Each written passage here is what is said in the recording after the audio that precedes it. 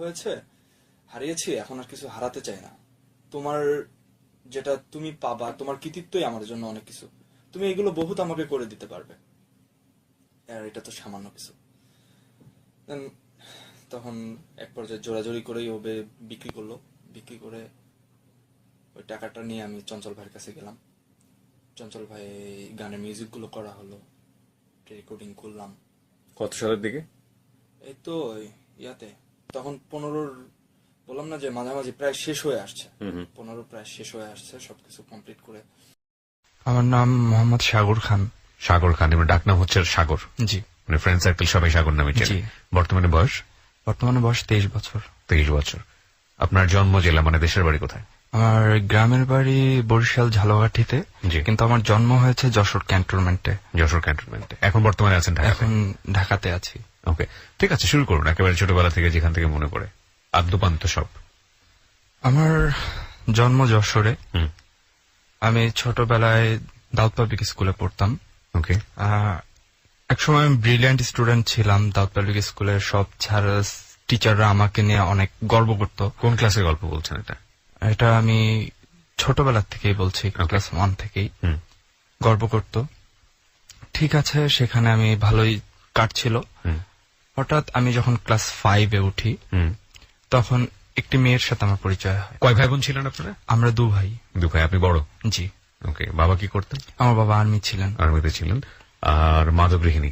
জি। ওকে। হ্যাঁ, ক্লাস 5-এ ওঠার সময় একটা মেয়ের সঙ্গে পরিচয়, তারপর? মেয়েটা, এটা ইন্টারেস্টিং কাহিনী হচ্ছে, মেয়েটা আমার থেকে 2 ক্লাস সিনিয়র ছিল। 7-এ পড়তো? জি। ওকে। দেন তার পিছনে আসলে যখন আমার তাকে ভালো লাগে, আমি তার পিছনে ঘুরতে থাকি। বাট মেয়েটা তো আমার থেকে ক্লাসে সিনিয়র, যার কারণে সে আমাকে পাত্তা দিত না, আর আমি ঘুরতেই থাকতাম পেছনে। তা যশোরে এমপি ওনার একজন ভাগ্নে পড়তো আমাদের দাউদ পাবলিক স্কুলে, আর মেয়েটা পড়তো ক্যান্টনমেন্ট হাই স্কুলে। ওকে। ওই ছেলেটা অনেকগুলো মেয়ের সাথে রিলেশন করতো, প্লাস ওকেও পছন্দ করতো। দেন ছেলেটা ওকে ইয়া করতে থাকে। মানে উনিও কি সিনিয়র ছিল নাকি আপনার মতো জুনিয়র ছিল? না, ও আমার থেকে 1 ক্লাস নিয়ার ছিল। তারপরে ওই মেয়েটার জুনিয়র ছিল? হ্যাঁ। মেয়েটার নাম কি ছিল? মেয়েটার নাম ছিল আয়েশা সিদ্দিকা ডেইজি। ডেইজি। ওকে। ওকে। ছেলেটা ওকে পছন্দ করতে থাকে, ওর পিছনে ঘুরতে থাকে। আমার এটা পছন্দ হয় না। আমি তখন খুবই শান্ত একটা ছেলে ছিলাম। কেউ যদি আমাকে একটা থাপ্পড়ও মারতো, আমি চুপ করে থাপ্পড়টা খেয়ে বসে থাকতাম, একা একা কাঁদতাম। মেয়েটাকে পাওয়ার জন্য তখন আমার একটু এগ্রেসিভ হতে হয়। তা আমি ওই ছেলের সাথে একদিন ঝগড়া করি। উনিও আপনাদের স্কুলে পড়তো? হ্যাঁ, দাউদ পাবলিকে পড়তো। আমি ঝগড়া করি কথায় কাটাকাটিতে, তার সাথে আমার এক পর্যায়ে মারামারি হয়। ওকে। মারামারি হওয়ার পর্যায়ে আমি সাইকেল চালাতাম, সাইকেলের লকতালা দিয়ে ও ব্যাট দিয়ে আমাকে একটা বাড়ি মারে। হ্যাঁ, আমি তখন আমার মাথা ফেটে যায়। দেন আমি সাইকেলের লকতালা দিয়ে ওকে মারতে শুরু করি। এমন এক সময় লকতালা ওর মাথার মধ্যে ঢুকে যায়। দেন তখন স্কুলের প্রিন্সিপাল ম্যাডাম থেকে শুরু করে সবাই চলে আসে। চলে এসে আমাকেও একটা থাপ্পড় দেয়, আর ওকে তো থাপ্পড় মারার অবস্থায় ও ছিল না। ওকে আর্মি হসপিটালে নিয়ে যাওয়া হয়। আর আমাকে আমার ফ্যামিলির নাম, প্যারেন্টসদের নাম্বার নিয়ে তারা আমার প্যারেন্টসদের সাথে যোগাযোগ করে, বলতেছে যে একে স্কুলে রাখা যাবে না, একে স্কুল থেকে টিসি দিতে হবে। আর যেহেতু ও একজন পাওয়ারফুল লোকের সম্পর্কে ছিল, সো সেখানে স্কুল থেকে ফোন গেছে। যাওয়ার পর আমার কাছে তখন খবর আসছে যে আমাকে যেতে বলছে। কোথায়? লিডেন গ্রামার স্কুলের মাঠ, এটা আরবপুর, যশোর আরবপুরে। মানে ওখানে আপনাকে যেতে বলেছে? উনি হচ্ছে যার ভাগিনা ছিল সে? না, সে না, ওদের যে চেলাবেলা ছিল তারা। ওকে। দেন আমি ওখানে, তখন আমার দিনটা মনে আছে, বৃহস্পতিবার। আমি স্কাউট করতাম, স্কাউটের ড্রেস পরা। দেন আমি তখন, শরীর এত পরিমাণ গরম ছিল, তখন আমি চলে গেলাম। মানে যেটা বলেছে বলে আপনি চলে গেলেন? হ্যাঁ, আমি চলে গেলাম। আপনার বাবা মার কাছে খবর কি তার আগেই চলে এসেছে স্কুল থেকে? হ্যাঁ, স্কুল থেকে। বাবা মার রিয়াকশন কি ছিল? বাবা মার রিয়াকশন ছিল, তখনও আমি জানতাম না যে বাবা মার রিয়াকশন কি ছিল। আমি তো ভয়তে ছিলাম যে বাসায় গেলে আমার মার খেতে হবে, অনেক কিছু বকা শুনতে হবে, যার কারণে। দেন আমি চলে গেলাম এই স্কুলের মাঠে। যাওয়ার পরে দেখতেছি জাস্ট একজন দাঁড়িয়ে আছে। আর ছোটবেলাতে ক্লাস 5-এ ওঠার পর আরেকটা বিষয়, যে আমার বাবা আমাকে বক্সিং শিখিয়েছিলেন। আমার বাবা বক্সার ছিল, আমি বাংলাদেশ ন্যাশনাল টিমের বক্সিং শিখিয়েছিলেন। দেন দেখলাম যে একজন দাঁড়ানো, আমার সিনিয়র, চশমা পরা, মিঠু নাম। ওকে। দেন সে আমাকে বলতেছে যে আমার ওই গার্লফ্রেন্ডের নাম নেয়া। ও তোর কি হয় এমন একটা বাজে গালি দিছে, যার কারণে সেটা আমার সহ্য হয়নি। ওকে। আমি দেন তাকে হিট করি, তার নাকে হিট করার পরে তার নাক দিয়ে রক্ত বেরোচ্ছে। এখন আমি তখন তো রাজনীতির বুঝতাম না, তখন দেখলাম যে চারদিক দিয়ে ওদের যত লোক আছে সব লাঠি ছোটা নিয়ে ছুটে আসলো, ছুটে এসে আমাকে মারধর করা শুরু করলো। আমি জাস্ট আমার মাথাটা ধরে নিচে বসে পড়লাম। ক্লাস 5-এ থাকা অবস্থায় এসব ঘটনা? হ্যাঁ, জাস্ট মাথাটা ধরে মাটিতে বসে পড়লাম। আর তখন আমাকে পিটাচ্ছে লোহা দিয়ে, ওই যে কাঠের মধ্যে লোহা ঢুকিয়ে যে একটা অস্ত্র বানায় ওইগুলো দিয়ে পিটাচ্ছে। আমার শার্ট ছিঁড়ে গেল। বাট চারদিকে অনেক লোক জড়ো হয়ে গেছে, বাট লোকেরা বলা বলি করতেছে যে কার মায়ের সন্তানকে মারছে তোরা একটু ধর, কিন্তু কেউ আগাচ্ছে না। দেন আমার কিছু এমনি বড় ভাই ছিল, তারা আমার দেখতে পারে, ওনারা সেই সময় আসে, এসে যখন দেখতে পারে যে গন্ডগোল হচ্ছে, এগিয়ে যায় দেখে যে আমি দেখার পর তারা তাদেরকে একটা ধাওয়া পাল্টা ধাওয়ার এক পর্যায়ে তারা যে বিপক্ষ গ্রুপ আমাকে যে মারতেছিল। যে আপনারা যেসব কাজ করে যাচ্ছেন, মেয়েটা কোনো কিছু জানে যে আপনারা এটার জন্য ওটা করতেছেন বা মেয়েটার জন্য? হ্যাঁ, মেয়েটা শুনেছে। আমি যখন হসপিটালে যাই, এই ঘটনার পর আপনি হসপিটালে যান? হ্যাঁ, ভাইয়ারা আমাকে তখন হসপিটালে নিয়ে যায়। মানে এতই মার খেলেন যে আপনাকে হসপিটালে নিয়ে গেল? হ্যাঁ, আমার পুরো শরীর রক্তে ভিজে গেছে, এমনকি জুতা, আমার যে শু ছিল স্কুল শুটা পুরো রক্তে ভিজে গেছে। এমন পুরো শরীর একদম চেনা যায় না। আচ্ছা। আমার ফেজ এমন হয়ে গেছে। তখন ভাইয়ারা আমাকে হসপিটালে নিল। দেন আমার ফ্যামিলিতে খবর দেওয়া হলো। আমার বাবা খুব রাগী মানুষ, উনি আসেনি। আমার মা আসছে, উনি দেখে কান্নাকাটি করলো। আমি তখন কোনো কিছু বোঝার উপায় নেই, আমার এত পরিমাণে খারাপ অবস্থা আমার। ওকে। দেন 2 দিন পরে মেয়েটি আমাকে দেখতে আসলো হসপিটালে। মেয়েটা আপনাকে দেখতে আসলো? হ্যাঁ। ওকে, মানে মেয়েটার নাম ছিল ডেইজি? ডেইজি। ওকে। মেয়েটা আমাকে দেখতে আসলো হসপিটালে, দেখতে এসে আমার পাশে বসলো। আমি প্রথমে তো, মেয়েটাকে একা এসেছিল নাকি ওর একজন বান্ধবী আসছিল, ওর নাম ছিল মুন্না। দেন মুন্নাকে সাথে নিয়ে আসলো। আমি তখন ঘুরে যখন মেয়েটিকে দেখলাম, তখন আমার মাঝে ছিলাম না আসলে। মেঘনা চাইতে বৃষ্টির মতো একটা, মানে সবকিছু ভুলে গেলেন, মার খেয়েছে তো কি হয়েছে। হ্যাঁ। দেন মেয়েটা আমাকে বলল যে আমার জন্য এত কিছু করার কি দরকার ছিল। আমি বললাম তোমার পিছনে তো অনেক ঘুরেছি, বাট তুমি তো আমাকে কেয়ারই করোনি। তখন মেয়েটি বলল কেয়ার করেছি না করেছি সেটা আমার মনের ব্যাপার, কিন্তু তোমার এটা করা উচিত হয়নি, আমার জন্য এভাবে তোমার মারামারি করা উচিত হয়নি। আমি বলি আমি তো তাকে মারতে চাইনি, আমি তো কখনো কারোর সাথে মারামারিও করতাম না, কিছু না, কিন্তু সে আমাকে ফার্স্টে হিট করলো।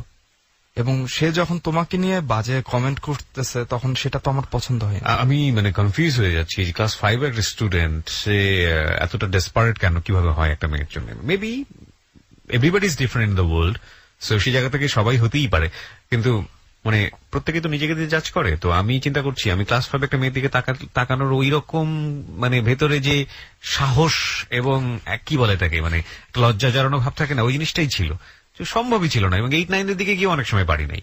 সেক্ষেত্রে আপনি এটা নিয়ে মোটামুটি মারামারি পর্যন্ত করে ফেলেছেন। হ্যাঁ, যাই হোক। তারপরে মেয়েটা ওর ফোন নাম্বারটা দিয়ে, যদি ওর পার্সোনাল ফোন ছিল না, মেয়েটা ফোন নাম্বার দিল? হ্যাঁ, ওর ফ্যামিলির ফোন নাম্বার। ওকে। দেন আমাকে বলে গেল যে ফার্স্টে তুমি একটা মিস কল দিবে, দেন যদি আমি পাশে থাকি তোমাকে যদি মিস কল দিই তখন তুমি আমাকে ব্যাক করবে। দেন মেয়েটা চলে গেল। আমি পরের দিন ফোন দিলাম, পরের দিন হসপিটালে বসেই ফোন দিলাম, বাট মেয়েটা ফোন ধরলো না। পরে এইভাবে যাচ্ছে, আমি একটু সুস্থ হলাম। স্কুলে যখন যাওয়া শুরু করলাম, আমি স্কুলে যাওয়া শুরু করার পরে মেয়েটার সাথে পথে একদিন দেখা, তখন আমি জাস্ট পথে বসে জিজ্ঞেস করলাম, ফোন দিয়েছিলাম ফোনটা ধরলো না কেন? তখন মেয়েটি বলল যে আমি আসলে, মেয়েটি মানে ডেইজি? হ্যাঁ, ডেইজি বলল যে আমি আসলে একটু বিজি, যার কারণে আমি ফোনটা ধরতে পারছি না, আর আমার বাবা তো বাসায় থাকতেছে। ওর বাবাও ছিল আর্মিতে, ওর বাবা DGFI তে ছিল। বললো যে আজকে বিকেলে ফোন দিও। আচ্ছা, দেন আমি আজকে বিকেলে ফোন দেওয়ার পর মিস কল দিলাম ফার্স্ট একটা, দেন ও একটা মিস কল দিল, তারপরে আমি ফোন ব্যাক করে কথা বললাম। এভাবে আস্তে আস্তে আমাদের একটা সম্পর্ক তৈরি হয়, সম্পর্ক চলতেছে। তা আমি ক্লাস 7-এ উঠলাম। ওকে। ওই স্কুল থেকে, পাবলিক স্কুল থেকে আমার টিসি হয়ে গেল। টিসি দিয়ে দিল? হ্যাঁ, ক্লাস 5 এর রেজাল্ট বেরোনোর পরেই আমারও টিসি দিল, ওই ছেলেরও টিসি দিয়ে দিল। ওকে। তখন আমি আর পাবলিক স্কুলে নেই, আমি তখন ভর্তি হলাম আরেকটা স্কুলে, ওটা হচ্ছে চূড়ামনকাঠি স্কুল। চূড়ামনকাঠি স্কুলে ভর্তি হলাম। কারণ আমাদের তো আর যাওয়ার জায়গা নেই। যখন পাবলিক স্কুল থেকে টিসি হয়ে যায় তখন ভালো কোন স্কুল আমরা আর ভর্তি হতে পারি না। রাইট। তখন চূড়ামনকাঠি স্কুলে ভর্তি হলাম, ওখানে ক্লাস 7-এ উঠলাম। আর তখন টুকটাক রাজনীতির সাথে আস্তে আস্তে জড়িয়ে গেছি। বড় ভাইদের সাথে আস্তে আস্তে যাই, এখানে যাই, বড় ভাইরা এখানে যায়, যেখানেই যায় আমাকে সাথে করে নিয়ে যায়। আচ্ছা। এমনকি আমার ব্যাজের যারা ছিল সব ব্যাজের হেড ছিলাম আমি। ওকে। এবং সবাই আমার কথা শুনতো। পুরো ছোট ব্যাচটা আমার হাতে দিয়ে দিয়েছিল সুমন ভাই। সুমনটাকে আমাদের বড় ভাই ছিল, উনি MM কলেজের ভিপি ছিল। ওকে। Jessore MM college. তো 7-এ উঠে যাই, আমাদের সম্পর্কটা আরো অনেক গভীর হয়। মেয়েটা তখন ক্লাস 9-এ? হ্যাঁ, মেয়েটা তখন মেয়েটা গভীর হয় মানে মেয়েটা কি রাজি হলো এক পর্যায়ে আপনার সঙ্গে সম্পর্ক? হ্যাঁ, তখন তো ওই যে ক্লাস 5 থেকেই তার সাথে আমার ক্লাস 5 থেকে মোটামুটি রাজি? হ্যাঁ, সম্পর্ক চলতেছে আর কি কোনোভাবে কথা। পরে আস্তে আস্তে আমাদের সম্পর্কটা গভীর হলো। ওরা আমাদের বাসা ছিল আবার ক্যান্টনমেন্ট সংলগ্ন কলাবাগানে। আচ্ছা। আর ওরা আমাদের বাসার পাশে ছিল। যখন ক্লাস 7-এ উঠি তখন ওরা কোয়ার্টার পায়, শাপলা কোয়ার্টারে চলে যায় যশোরে। আচ্ছা। শাপলা কোয়ার্টারে যায়। এখন আমার তো ওর সাথে দেখা করা টাফ হয়ে যাচ্ছে। সো আমি ওর সাথে কথা বলে ওদের বিল্ডিং এর ছাদে গেলাম দেখা করতে। বিল্ডিং এর ছাদে বসে কথা বলছি, এমন সময় পাশের বিল্ডিং থেকে, দুটো বিল্ডিং অ্যাডজাস্ট করা, পাশের বিল্ডিং থেকে একটা আরেকজন আর্মি লোক আসলো। তখন ও বাসার ভিতরে ঢুকে গেল। লোকটা এসে আমার প্রথমেই কলার ধরলো যে তুই কে, এখানে কি করছিস? মানে আপনি ডেটিং করার জন্য, মানে ডেটিং তো ঠিক বলবো না, মেয়েটার সঙ্গে দেখা করার জন্য মাঝে মাঝে ওদের কোয়ার্টারে যেতে? আচ্ছা আচ্ছা। তখন ওকে আমি ফাঁসাতে চাচ্ছিলাম না যে ও যে ফেসে যাক, এটা আমি চাইনি, যে তোর ফ্যামিলি থেকে একটা চাপ আসবে। তাই আমি বললাম যে আসছিলাম একটা মেয়ের সাথে দেখা করতে। আচ্ছা। কারণ ওরা থাকতো 5 তলায়, আমি জানতাম ওই বিল্ডিং এর 3 তলায় আরেকটা মেয়ে থাকতো। দেন আমি ওই মেয়েটার কথা বললাম যে আমি দেখা করতে আসছিলাম, 3 তলায় একটা মেয়ে থাকে তার সাথে। আচ্ছা। ওকে সেভ করার জন্য। লোকটা বললো সেকেন্ড টাইম যদি তোকে এখানে দেখি, এখানে কিন্তু সাইকেল চোর আসে অনেক। আচ্ছা। তোকে আমি সাইকেল চোর বলে কিন্তু FI অফিসে পাঠাই দেবো। আর FI অফিসে, DGFI অফিসে পাঠালে তো তুই জানিস মার কেমন।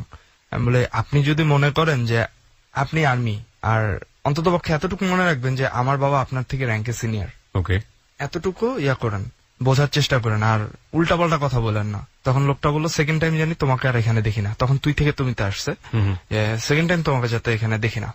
পরে আমি তো, ও আমার সাথে কথা বলতো, বাট ওই 3 তলার মেয়েদের ফ্যামিলিতে জানাজানি হয়ে গেছে যে ওই মেয়ের সাথে দেখা করতে একটা ছেলে আসে। তখন ওই মেয়েটার উপর একটা চাপ সৃষ্টি হয়ে যায় ওর ফ্যামিলি থেকে। আমি তো তখন আর দেখা করতে যেতে পারি না। আর তখন আমার স্কুলটাও দূরে, আমি ক্যান্টনমেন্ট, পুরোটাই ক্যান্টনমেন্টের মধ্যে আমি আর ঢুকতে পারছি না। ওকে। যে স্কুল টাইমটায় যে ওর সাথে আমি দেখা করবো যে সময়, সে সময় আমি আর ক্যান্টনমেন্টে থাকি না, আমি তো ক্যান্টনমেন্টের বাইরে পড়ছি। তো ফোনে কথা বলতাম, একদিন বললাম যে দেখি একটা দেখা করার একটা সুযোগ হয় কিনা। পরে আমি চিন্তা করলাম যে কিভাবে দেখা করা যায়, একটা প্ল্যান করলাম যে ওই যে লোক, ওই বিল্ডিং এ যাবো, ওই বিল্ডিং এ ওই লোকের সাথে আমি দেখা করবো, তারপর ওই লোককে কনভিন্স করে দেন আমি এখানে উঠবো, কারণ ওই লোক ছাড়া আমাকে বাধা দেওয়ার মতো কেউ নেই। মানে যে লোক আপনার কলা ধরেছিল? ওকে। ওই লোক ওই পাশের বিল্ডিং এর 5 তলায় থাকতো। দেন আমি উঠলাম বিকেল বেলায়, দেখলাম অনেক মহিলারা বসে গল্প করছে। তখন আমি জিজ্ঞেস করলাম, আচ্ছা এই 5 তলায় যে আঙ্কেলটা থাকে উনি কোথায়?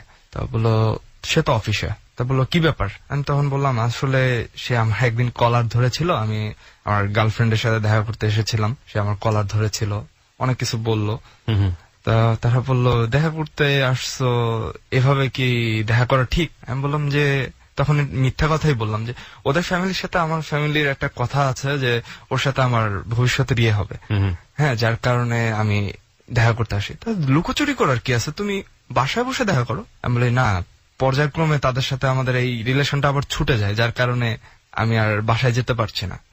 তা বললো আচ্ছা ঠিক আছে, বুঝলাম, এখন তুমি কি করতে চাও? মহিলারা বললো।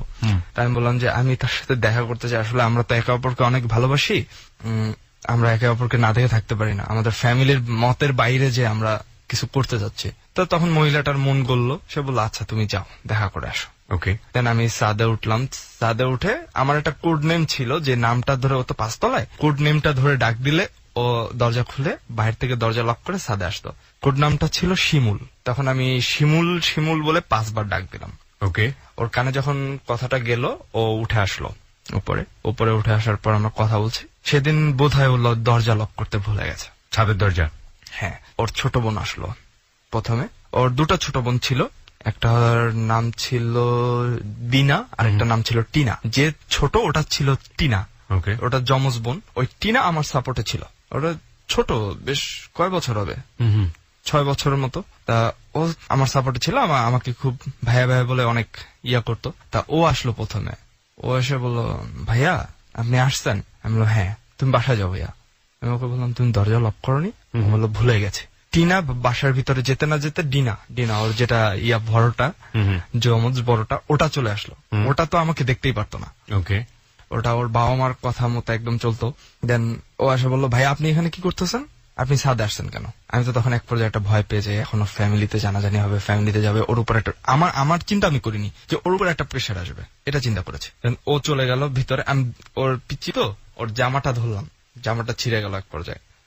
তারপরও চলে গেল নিচে, যে ওর বাবা মাকে ডেকে আনলো। তখন তো আমার হজবরল অবস্থা। তখন আপনি ক্লাস 7-এ পড়েন? তখন আমি ক্লাস 7-এ। আচ্ছা, হ্যাঁ বলুন। তারপর? হ্যাঁ, হজবরল অবস্থা। ওর বাবা মা এসে কি করলো? ওর বাবা মা আসলো, এসে বললো তুমি ছাদে কেন? কাকে? মানে আপনাকে জিজ্ঞেস করলো? আমাকে বললো তুমি এই ছাদে আসছো কেন? বললাম এমনি আসছি ডেজির সাথে কথা বলতে। বলে যে ডেজির সাথে কথা বলতে আমার বাসা নেই। বললাম বাসায় গেলে কি আপনারা কথা বলতে দিবেন? বেয়াদব ছেলে, তুমি কি কথা বলতেছো? তখন ডেজিকে তারা একটা থাপ্পড় মারে। ডেজিকে থাপ্পড় মেরে বললো যে বাসার ভিতরে যা, এখন যাবি। তখন ডেজি কান্না করতে করতে বাসার ভিতরে চলে গেল। দেন ওর বাবা এখন চিল্লাপাল্লা করতেছে। পাশের বিল্ডিং এর সেই লোকটা তখন অফিস থেকে আসছে। সেই লোকটা আসছে এবং কি সব মানুষ তখন জড়ো হয়ে গেছে ছাদে।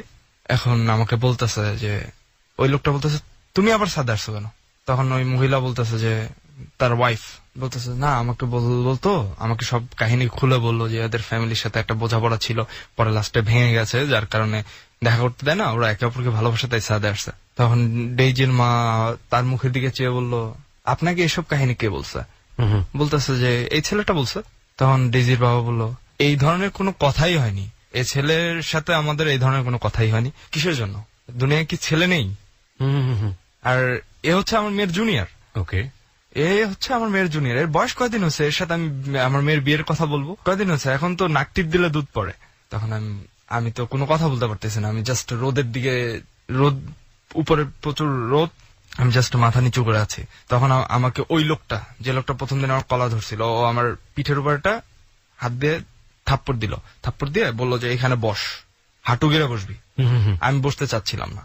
ওই ছেলে মানে যে লোকটা আপনার কলা ধরেছিল, থাপ্পড় দিয়ে বলে এইভাবে বস? হ্যাঁ, হাঁটু গেড়ে বস, সূর্যের দিকে চেয়ে থাক। আমি বলে অসম্ভব, আমি পারবো না। তখন কয়েকটা থাপ্পড় মারলো আমার গালে। ওই ছাদের উপরে চলতেছে সব? হ্যাঁ, ডেইজির বাবাও তখন আমার গায়ে হাত তুললো। তখন আমি কোনো কথা বলছি না, আমি জাস্ট একটা কথা বলছি যে এখন এখানে বসে মারতে পারতেছেন মারেন, কিন্তু আপনাদের এখান থেকে বেরোতে হবে, এটা মনে রাখবেন। ক্যান্টনমেন্টের মধ্যে সারা জীবন থাকবেন না, বেরোতে হবে, মারেন, সমস্যা নেই। তখন আমি তারা যেভাবে বললো আমি সেভাবেই আমার বাবার কাছে ফোন করা হলো, যে আমার বাবাকে ডেইজির বাবা ফোন দিয়ে বললো আপনার ছেলেকে আমি এখনই FI ইউনিটে নিয়ে যাব এবং ওখানেই তার যা করার আমি করবো। আচ্ছা। তখন আমার বাবা বললো, জাকির তুমি শোনো, ডেইজির বাবার নাম ছিল জাকির, আমি কিন্তু তোমার সিনিয়র, এটা মনে রাখবা। আর তুমি যদি আমার ছেলের কোনো ক্ষতি করো, তোমার চাকরি কিন্তু খেয়ে দেওয়ার মতো ক্ষমতা আমার আছে। সো আমার ছেলেকে সসম্মানে তুমি ওখান থেকে বাসায় ফেরত পাঠাও। এটা আপনার বাবা বললো? আমার বাবা বললো। তা বললো যে সে ছাদে এসে আমার মেয়ের সাথে দেখা করবে, উল্টাপাল্টা কথা বলবে। বললো যে বিচারের জন্য আমি আছি, আমার ছেলের বিচার আমি করব, এবং তোমরা আমার বাসার পাশে থেকেছো, তোমরা জানো যে আমি কি বিচার করতে পারি। আমি ছুটিতে আসি, তারপর আমি ব্যাপারটা দেখবো। ওকে। দেন আমাকে তারা, আমার মাকে আব্বু ফোন দিল, আমার মা আসলো এবারে ছাদে এবং আমাকে ওখান থেকে নিয়ে গেল। আমি যাওয়ার সময় দরজা দিয়ে যখন যাই, ডেজির দরজা তখন খোলা ছিল। ডেজি তখন অনেক কান্না করতেছিল, আমার দিকে এক ধ্যানে চেয়ে কান্না করতেছিল। আমি জাস্ট কোনো মতে দেখে সেটা সহ্য করতে পারিনি, আমার চোখ দিয়েও পানি বের হয়ে গেল। আমি আস্তে আস্তে আমার মায়ের সাথে হেঁটে যাচ্ছি। আমার মা আমাকে অনেক কথা বলছে, বকছে যে তুই কি শুরু করছিস এই বয়সে, এইগুলো কেন? আমি তখন মাকে তো আর কিছু বলতে পারি না, আমি শুধু কান্না করতেছি একা একা। দেন আমাকে বাসায় নিয়ে যাওয়া হলো এবং পরের দিন আমি যখন ফোন দিলাম ডেজিকে, ডেজি ফোন পিক করে না, শুধু একটা SMS পাঠালো যে কখনো আমি তোমাকে ভুলবো না, ওকে, সারা জীবন আমি তোমাকে ভালোবাসবো। দেন কিন্তু আমাকে গ্রামের বাড়ি, ওদের গ্রামের বাড়ি ছিল পটুয়াখালীতে, পটুয়াখালী বিটাখালী নামের একটা স্থানে। আচ্ছা। আমাকে এখানে পাঠিয়ে দেওয়া হচ্ছে, মানে ওকে ওর বাড়িতে পাঠিয়ে দেওয়া হচ্ছে। গ্রামের বাড়িতে পাঠিয়ে দেওয়া হচ্ছে, ওর দাদু বাড়িতে। Goodness. আমি এটা শুনে আরো পাগল হয়ে গেলাম। আমি ওদের বিল্ডিং এর আশেপাশে, আমি তো আর ছাদে উঠতে পারছি না, বিল্ডিং এর নিচ দিয়ে ঘুরছি, কারণ আমার অনেক ফ্রেন্ড সার্কেল সেখানে ছিল। আমি ঘুরছি, ইয়া করতেছি, বাট ওকে আর দেখছি না। তখন আমি ধরে নিলাম যে আসলে ওকে বাড়ি পাঠিয়ে দিয়েছে।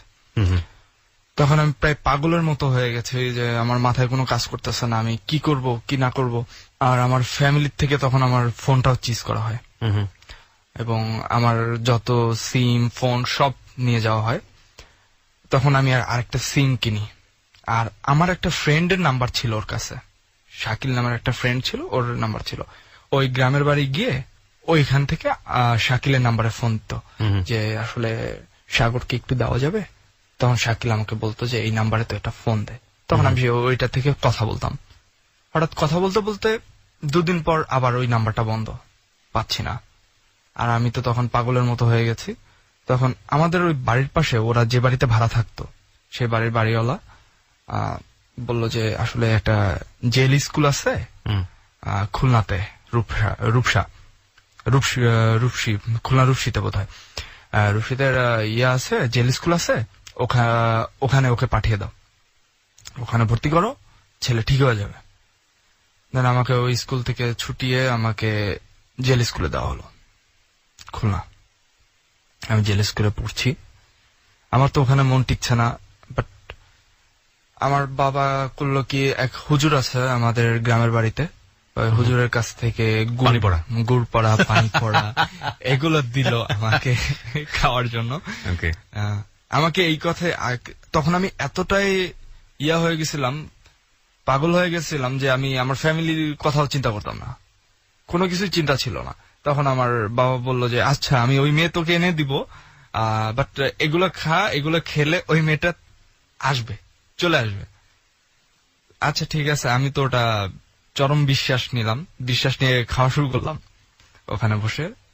আর ওখানে আমার মন টিকছে না, বাট কি করব, আমার মাথায় কাজ করতেছে না যে আমি কি করব কি না করব।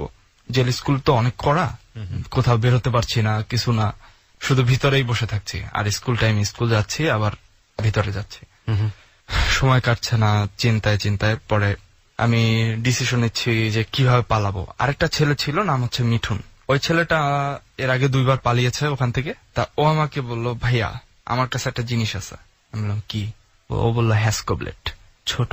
সময় হলো 4 বাড়িয়ে সাগরের কাছে আবারও ফিরছি।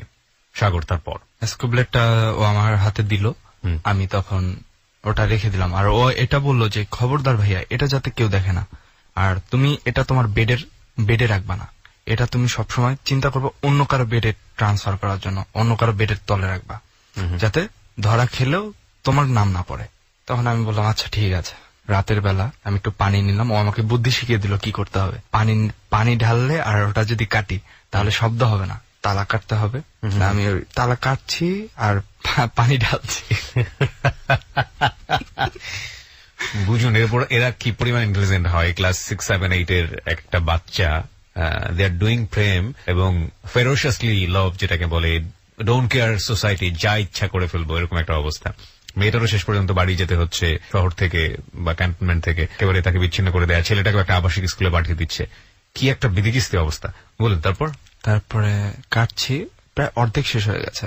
এ সময় রাতের বেলা দারোয়ানটা পাহারা দিতে উঠে। তখন আমি টের পাচ্ছি যে দারোয়ান উপরে উঠছে। তখন আমি কি করবো, যে এখন তো উপরে অবশ্যই আসবে, কারণ এটা তালা চেক করতে আসে। তখন আমি কোনো মতে আস্তে করে জুতা খুলে, যাতে শব্দ না হয়, জুতাটা খুলে বেডে গেলাম। বেডে গিয়ে আরেকজনের, আমার 2 নাম্বার বেড, 2টা বেড পরে, তার বেডের তলে রেখে আমি চুপ করে শুয়ে আছি। দারোয়ান উপরে গেল, উপরে গিয়ে দেখলো যে, তখন আমি বুঝতে পারছি যে সে তালা নাড়ছে। তালা নেড়ে দেখলো যে প্রায় অর্ধেক কাটা হয়ে গেছে। তখন সে সবাইকে ডাক দিল, যে সব টিচারদের, যে এখান থেকে পালানোর চেষ্টা করছে কেউ। তখন ওটা গার্ড আর করা হয়ে গেল। তালা একটা জায়গায় তখন 5টা লাগলো ওখানে, এবং স্কুলে পাহারা আরো করা হয়ে গেল। তা আমাদের একটা প্রাইভেট পড়ার একটা টাইম দেওয়া হয়, প্রাইভেটের একটা টাইম দেওয়া হয়। তখন আমি করলাম যে না এখন পালানোর সময়, প্রাইভেট ছুটি হয়েছে, আমি সবার আগে বেরোলাম, দেখলাম যে দারোয়ান দাঁড়িয়ে আছে, আমি বইটা রাখলাম আস্তে সাইডে, দারোয়ানরে গিয়ে বললাম যে আঙ্কেল আপনার সাথে একটু কথা আছে। বললো গেটের ওই সাইডে যায় কথা বল। আমি বললাম শোনেন না। উনি যখন আমার কাছে আসলো, হ্যাঁ বল কানে কানে, তখন আমি তার ডিরেক্ট নাকে একটা ঘুষি মারি। ঘুষি মেরে পিছনে দেয়াল ছিল, দেয়ালের মধ্যে মাথাটা জোরে আঘাত করে তার কোমর থেকে চাবিটা নিয়ে আমি কোনো মতে গেটটা খুলে বাইরে থেকে গেট লক করে আমি দৌড়। স্কুলের সবাই দেখতেছে যে ভিতরে তো সব দেওয়া, গ্রিল করে দেওয়া, সব দেখা যায় যে মাঠের মধ্যে থেকে আমি দৌড়ে যাচ্ছি। আমি একবার জাস্ট স্কুলের দিকে তাকালাম যে কেউ বের হচ্ছে কিনা, কারণ আমি তো গেট লক করছি। যখন দেখলাম না কেউ বেরোচ্ছে না, আমি দৌড়ে পালিয়ে গেলাম। তখন স্কুল করলো কি, ওই গেটের উপর থেকে সবার বোধহয় গেটের উপর থেকে উঠছে, না হলে তো আর ওঠার জায়গা নেই, ডুপ্লিকেট চাবি তো অবশ্যই আছে। তখন সবাই উঠে আমার পিছনে ধাওয়া করলো। ওকে। আর আমি তখন দৌড়ে, কোথাও যাওয়ার জায়গা নেই, যেখানে যাবো সবাই ধরবে। একটা বাথরুম, একটা ফ্যামিলির বাথরুম, কারণ ওটা তো গ্রামের ফ্যামিলির বাথরুম গুলো বাইরেই হয়। আমি সেই বাথরুমে ঢুকলাম, কোনো মতে বাথরুমে ঢুকে আমি বসে আছি। ওই বাড়ির আশেপাশ দিয়ে খুঁজতেছে, সব জায়গা থেকে খুঁজতেছে। আমি চিন্তা করলাম যে সন্ধ্যা হোক, আমি তারপরে বেরোবো, আমি এখান থেকে বেরোবো। ওরা সব চলে গেছে, ওই বাড়ির একটা মহিলা বাথরুমে আসবে। ও ওকে। বাথরুমে এসে আমাকে দেখে সে চিৎকার দিল। তারা জোর করে আমাকে ধরে দিয়ে আসলো স্কুলে। এখন তো স্কুল আমার উপর পুরো খেপা। যাই হোক, সেদিন কিছু বললো না। পরের দিন স্কুল শেষে বিচার স্কুলের উঠানে সব স্যার একত্র হলো, প্রায় 50টার উপরে লাঠি রাখলো, আমার হাত পিছনের দিকে বাঁধলো, এবার শুরু করছে মারতে মারতে। আমি আমার এই একটা অভ্যাস আছে যে কেউ আমাকে মারলে আমি কাঁদি না, আমি চুপ করে মার খাচ্ছে। লাঠি ভাঙছে, একের পর এক লাঠি ভাঙছে। আর পেয়ারার ডাল ভাঙা, কিন্তু মোটা পেয়ারার ডাল ভাঙা, অনেকগুলো ভেঙেছে, প্রায় 12-13টার মতো লাঠি ভেঙেছে। ওই সময়টাতে ডেজির সঙ্গে আপনার কোনো যোগাযোগ নাই? না, ডেজির সাথে কোনো যোগাযোগ নেই। পরে আমি স্কুলের স্পোর্টস শুরু হয়েছে, ওখানে তো চারদিকে গার্ড দিয়ে স্পোর্টস। তখন আমি দৌড়ের প্রতিযোগিতায় নাম দিয়েছি, দৌড় দিচ্ছি, হঠাৎ মাঝখানে গিয়ে দেখছি আমার শ্বাস বন্ধ হয়ে গেছে বুকে, আমি পড়ে গেলাম। তখন ডাক্তার আসলো, ডাক্তার এসে তখন কিছুটা আমি সুস্থ, বাট তখন আমি অভিনয় করতে লাগলাম যাতে আমাকে এখান থেকে বের করে দেওয়া হয়, যাতে আমার ফ্যামিলির কাছে পাঠিয়ে দেওয়া হয়। আমি অভিনয়, ডাক্তার তো বুঝতে পারতেছে না, ডাক্তারের মাথা খারাপ হয়ে গেছে যে আমি কিছুই বুঝতে পারতেছি না, একে হসপিটাল। তখন হসপিটালে নিল। এখন আমার ফ্যামিলির সাথে যোগাযোগ করা হলো। আমার আব্বু তখন মিশনে চলে গেছে। অ্যাম্বুলেন্স আসলো, আর্মি হসপিটাল থেকে অ্যাম্বুলেন্স সহকারে আমাকে নিয়ে গেল, নিয়ে যে আর্মি হসপিটালে ভর্তি করলো। 2 দিন পরে আমি সুস্থ, কারণ আমি তো তখন আর করার দরকার নেই। বাসায় গেলাম, বাসায় যাওয়ার পর এবার আমি চিন্তা করলাম, আমার ফ্যামিলি থেকে বললো তোমার স্কুলে যেতেই হবে। আমার মা বললো স্কুলে না গেলে আমরা তোমাকে বাসায় রাখবো না। তখন আমি চিন্তা করলাম যে না, ওই স্কুলে আমি আর ফেরত যাবো না, এতে যা হয়ে যাক। তখন আমি বললাম আচ্ছা ঠিক আছে, একটু পানি দাও, আমি হাত ধোবো। হাত ধোয়ার কথা বলে, আর আমার মা তখন আমার পুরো ড্রেস, যতগুলো ভালো ড্রেস ছিল সব ড্রেস উঠিয়ে রেখেছে, যাতে আমি কোনো কিছু করতে না পারি। তখন আমার পরনে ছিল জাস্ট একটা ট্রাউজার আর একটা গেঞ্জি। বাইরে যে জুতা ছিল, এমনকি যে স্লিপার আমরা পরি, সেই স্লিপার পর্যন্ত আম্মু উঠিয়ে রেখেছে। জাস্ট ওয়াশরুমে যাওয়ার একটা জুতা ছিল ইয়াতে, আমি ওই জুতাটা বাইরে রেখেছি। বাইরে রেখে এখন প্ল্যান কি আপনার? প্ল্যান আমি ওখান থেকে পালিয়ে ডেজির সঙ্গে দেখা করতে যাবেন। তখন তো আমার কাছে টাকাও নেই সব। তখন আমি চিন্তা করলাম যে না, ওই যে জুতাটা হাতে নিয়ে আমি দৌড় দিলাম, দৌড় দিয়ে বেরিয়ে গেলাম। বেরিয়ে গিয়ে ওর মধ্যে থেকে ধান ক্ষেতের ভিতর থেকে, ওই আমাদের এলাকাটা পার হলেই ধান ক্ষেত আছে, ওই ধান ক্ষেতের ভিতর দিয়ে উঠে গেলাম। উঠে এবার একটা ওই যে নসিমন যাকে বলে, নসিমনে বললাম যে আঙ্কেল আমাকে একটু বাস স্ট্যান্ডে ছেড়ে দিবেন, আমার কাছে তো টাকা নেই। তো বলো আচ্ছা ঠিক আছে, ওঠো, সমস্যা নেই। বাস স্ট্যান্ডে ছেড়ে দিল। বাস স্ট্যান্ডে ছেড়ে দেওয়ার পর এখন তো আমার কাছে টাকা নেই, বাস তো আমাকে নিচ্ছে না। পরে আমি হাঁটা শুরু করলাম, যে আমি হেঁটেই যাব। কোথায় যাবেন? পটুয়াখালী। কোথা থেকে? যশোর থেকে। Okay, nothing to say, but this happen. দেখা যাক কি হয় সামনের দিকে। তারপর আমি হাঁটতে শুরু করলাম, হাঁটতে হাঁটতে হাঁটতে হাঁটতে, তখন আমি সকালে হাঁটা শুরু করেছি। আমি হাঁটতে হাঁটতে প্রায় পরের দিন সন্ধ্যা হয়ে গেছে, তখন আমি পৌঁছেছি বাগেরহাট। এই গুডনেসের মধ্যে খাওয়া দাওয়া কিছু না, জাস্ট রাস্তার পাশে যখন পানি খেয়েছি আমি, যে 1 গ্লাস পানি খাওয়ানো যাবে, কারণ পানিতে তো ওখানে আর পানিতে টাকা রাখে না যেমন আমাদের ঢাকায় রাখা হয়। তখন পানি খেয়েছি শুধু। বাগেরহাট যাওয়ার পর রাত্রে আর হাঁটতে পারছি না, দুপা এত পরিমাণে ব্যথা হয়ে গেছে যে আমার পক্ষে আর হাঁটা সম্ভব না। তখন আমি একটা তেলের পাম্পে বসলাম সামনে। তখন তারা রাত 2টোর দিকে তারা এসে জিজ্ঞেস করলো আপনি কে? আপনি এখানে কি করছেন? তখন আমি বললাম যে ভাই আমি তো যশোরে থাকি, আমার গ্রামের বাড়ি পটুয়াখালী, আমি তো ওখানে যাব, বাট আমার কাছ থেকে সবকিছু ছিনতাই হয়ে গেছে, আমাকে কিছু খাইয়ে সব নিয়ে গেছে, এখন তো আমার যাওয়ার মতো কোনো প্লেস নেই, কিভাবে যাব, উপায় নেই। তখন তারা বললো আচ্ছা ঠিক আছে, আপনাকে আমি দেখি একটা কিছু করতে পারি আগে। তখন একজন ট্রাক ড্রাইভার যে পিরোজপুর যাবে, তার ট্রাক ড্রাইভারকে তেল নিতে আসছে, ওদের সাথে উঠিয়ে দিয়েছে। তখন ওরা ট্রাক ড্রাইভার কিছু দূর যাওয়ার পর বললো আপনি কি কিছু খেয়েছেন? সব কাহিনী শোনার পর আমি বললাম না, আমি কিছু খাইনি। তখন ট্রাক ড্রাইভাররা আমার জন্য একটা কেক নিয়ে আসলো, একটা জুস নিয়ে আসলো, আর পানি নিয়ে আসলো, বললো যে আপনি এটা খান। তখন আমি তাদের মুখের দিক চেয়ে আছে, যে মনে মনে বলতেছি আল্লাহ তুমি যদি কাউকে সাহায্য করো তাহলে এভাবেই বোধহয় করো। তখন আমি চুপচাপ চোখের পানি ছেড়ে দিয়ে আমি ওটা খাবারটা মুখে নিলাম। মুখে নেওয়ার পর এর মধ্যে একজন দোলনাওয়ালা, ওই যে রশি দিয়ে যে দোলনাগুলো বানায়, ওই দোলনাওয়ালা বললো যে ভাই আমাকে কি একটু পিরোজপুর নিয়ে যাওয়া যাবে কিনা? তখন ট্রাক ড্রাইভার বললো যাবে, ভাড়া লাগবে হচ্ছে 200 টাকা। তা বললো আচ্ছা ঠিক আছে দিব। তা সেও উঠলো, সেও আমার যখন সব কাহিনী শুনলো তখন বললো বাবা তুমি যদি ভয় না পাও আমার সাথে যেতে পারো, আমি ইয়ার দিকে যাবো, বরিশাল পর্যন্ত যাবো, তুমি আমার সাথে যেতে পারো বরিশাল পর্যন্ত। তখন আমি মনে মনে বলি আমি ভয় পাবো কেন, আমি কাউকে ভয় পাই না, মনে মনে বলছি, তাকে শোনালাম না। ওকে শুনিয়েছেন পুরো স্টোরিটা? শুনিয়েছেন? হ্যাঁ পুরো স্টোরি আর কি, ওই যে আমার সাথে ছিনতাই হয়েছে, ওকে তাদের এই ঘটনা বলেছেন? হ্যাঁ এই ঘটনা বলেছি তাদেরকে যে আমার ছিনতাই হয়ে গেছে সবকিছু। দেন সে আমাকে নিয়ে গেল একটা হোটেলে রাত্রেবেলা। পুলিশ চেক করলো যে এত রাত্রে আপনারা কি করেন এখানে, প্রায় ভোর হয়ে যাবে পালা এমন সময়, যে এখানে কি। তখন পুলিশ আমাকে চেক করলো, জিজ্ঞেস করলো যে একে কোথায় পেয়েছেন। তখন আমাকে ফুল ডিটেলস জিজ্ঞেস করলো। আমি বললাম যে আমার বাবার নাম অমুক অমুক, আমি ওখান থেকে আসছি, আমি এখানে যাব, আর আমার সাথে এই কাহিনী হয়েছে। তখন তারা বললো আচ্ছা ঠিক আছে এখানে বসেন, সকাল হলে আজানের পর তো হোটেলের দরজা খুলবে, তারপর আপনি হোটেলে প্রবেশ করতে পারবেন। তারপরে সারা রাত ধরে 1 ঘন্টার মতো ছিলাম বোধ হয়। ভোরে আজান দেওয়ার পরে হোটেলের দরজা খুললো। তা ওই লোকের রুম নেওয়া ছিল একটা, ওই রুমে গেলাম, ব্যাস রাতে ঘুমালাম। সকাল 11টার দিকে বের হলাম তার সাথে, যে পিরোজপুর থেকে বাসে উঠলাম, সে আমাকে দুপুরে খাবার খাওয়ালো। তারপরে দেন বাসে ওঠার পর বরিশাল পর্যন্ত আসলাম। এখন বরিশাল পর্যন্ত এসে সে তো চলে গেল তার লাইনে, সে যাবে বরগুনা, হ্যাঁ বোধ হয়, আমার সঠিক খেয়াল পড়ছে না, বরগুনা না জানি কোথায় যাবে, কিন্তু আমি তো যাবো পটুয়াখালীতে। এখন আমি ওখানে বাস ড্রাইভারদের সাথে কথা বলা শুরু করলাম, ওকে যে ভাই আসলে আমার গ্রামের বাড়ি অমুক জায়গায়, আমাকে তো কিছু খাইয়েছে। তখন বাস ড্রাইভাররা ভয় পেয়ে বললো যে আসলে এরকম নিতে পারি না আমরা, নিলে পুলিশি ঝামেলা হবে, যে আপনি কিছু খেয়েছেন। তখন তো আমি একটা মাতাল ভাব করছি, যাতে ওরা বুঝতে পারে যে আমাকে কিছু খাওয়ানো হয়েছে। তখন ওরা বললো যে ভাই আমরা পারবো না, সরি। তখন আমি চিন্তা করলাম না, এখন এই অভিনয়টা ক্লোজ করে, আমার যেহেতু গ্রামের বাড়ি ঝালকাঠিতে, আমি ঝালকাঠিতে ব্যাক করি। তখন বরিশাল থেকে ঝালকাঠি 23 কিলো।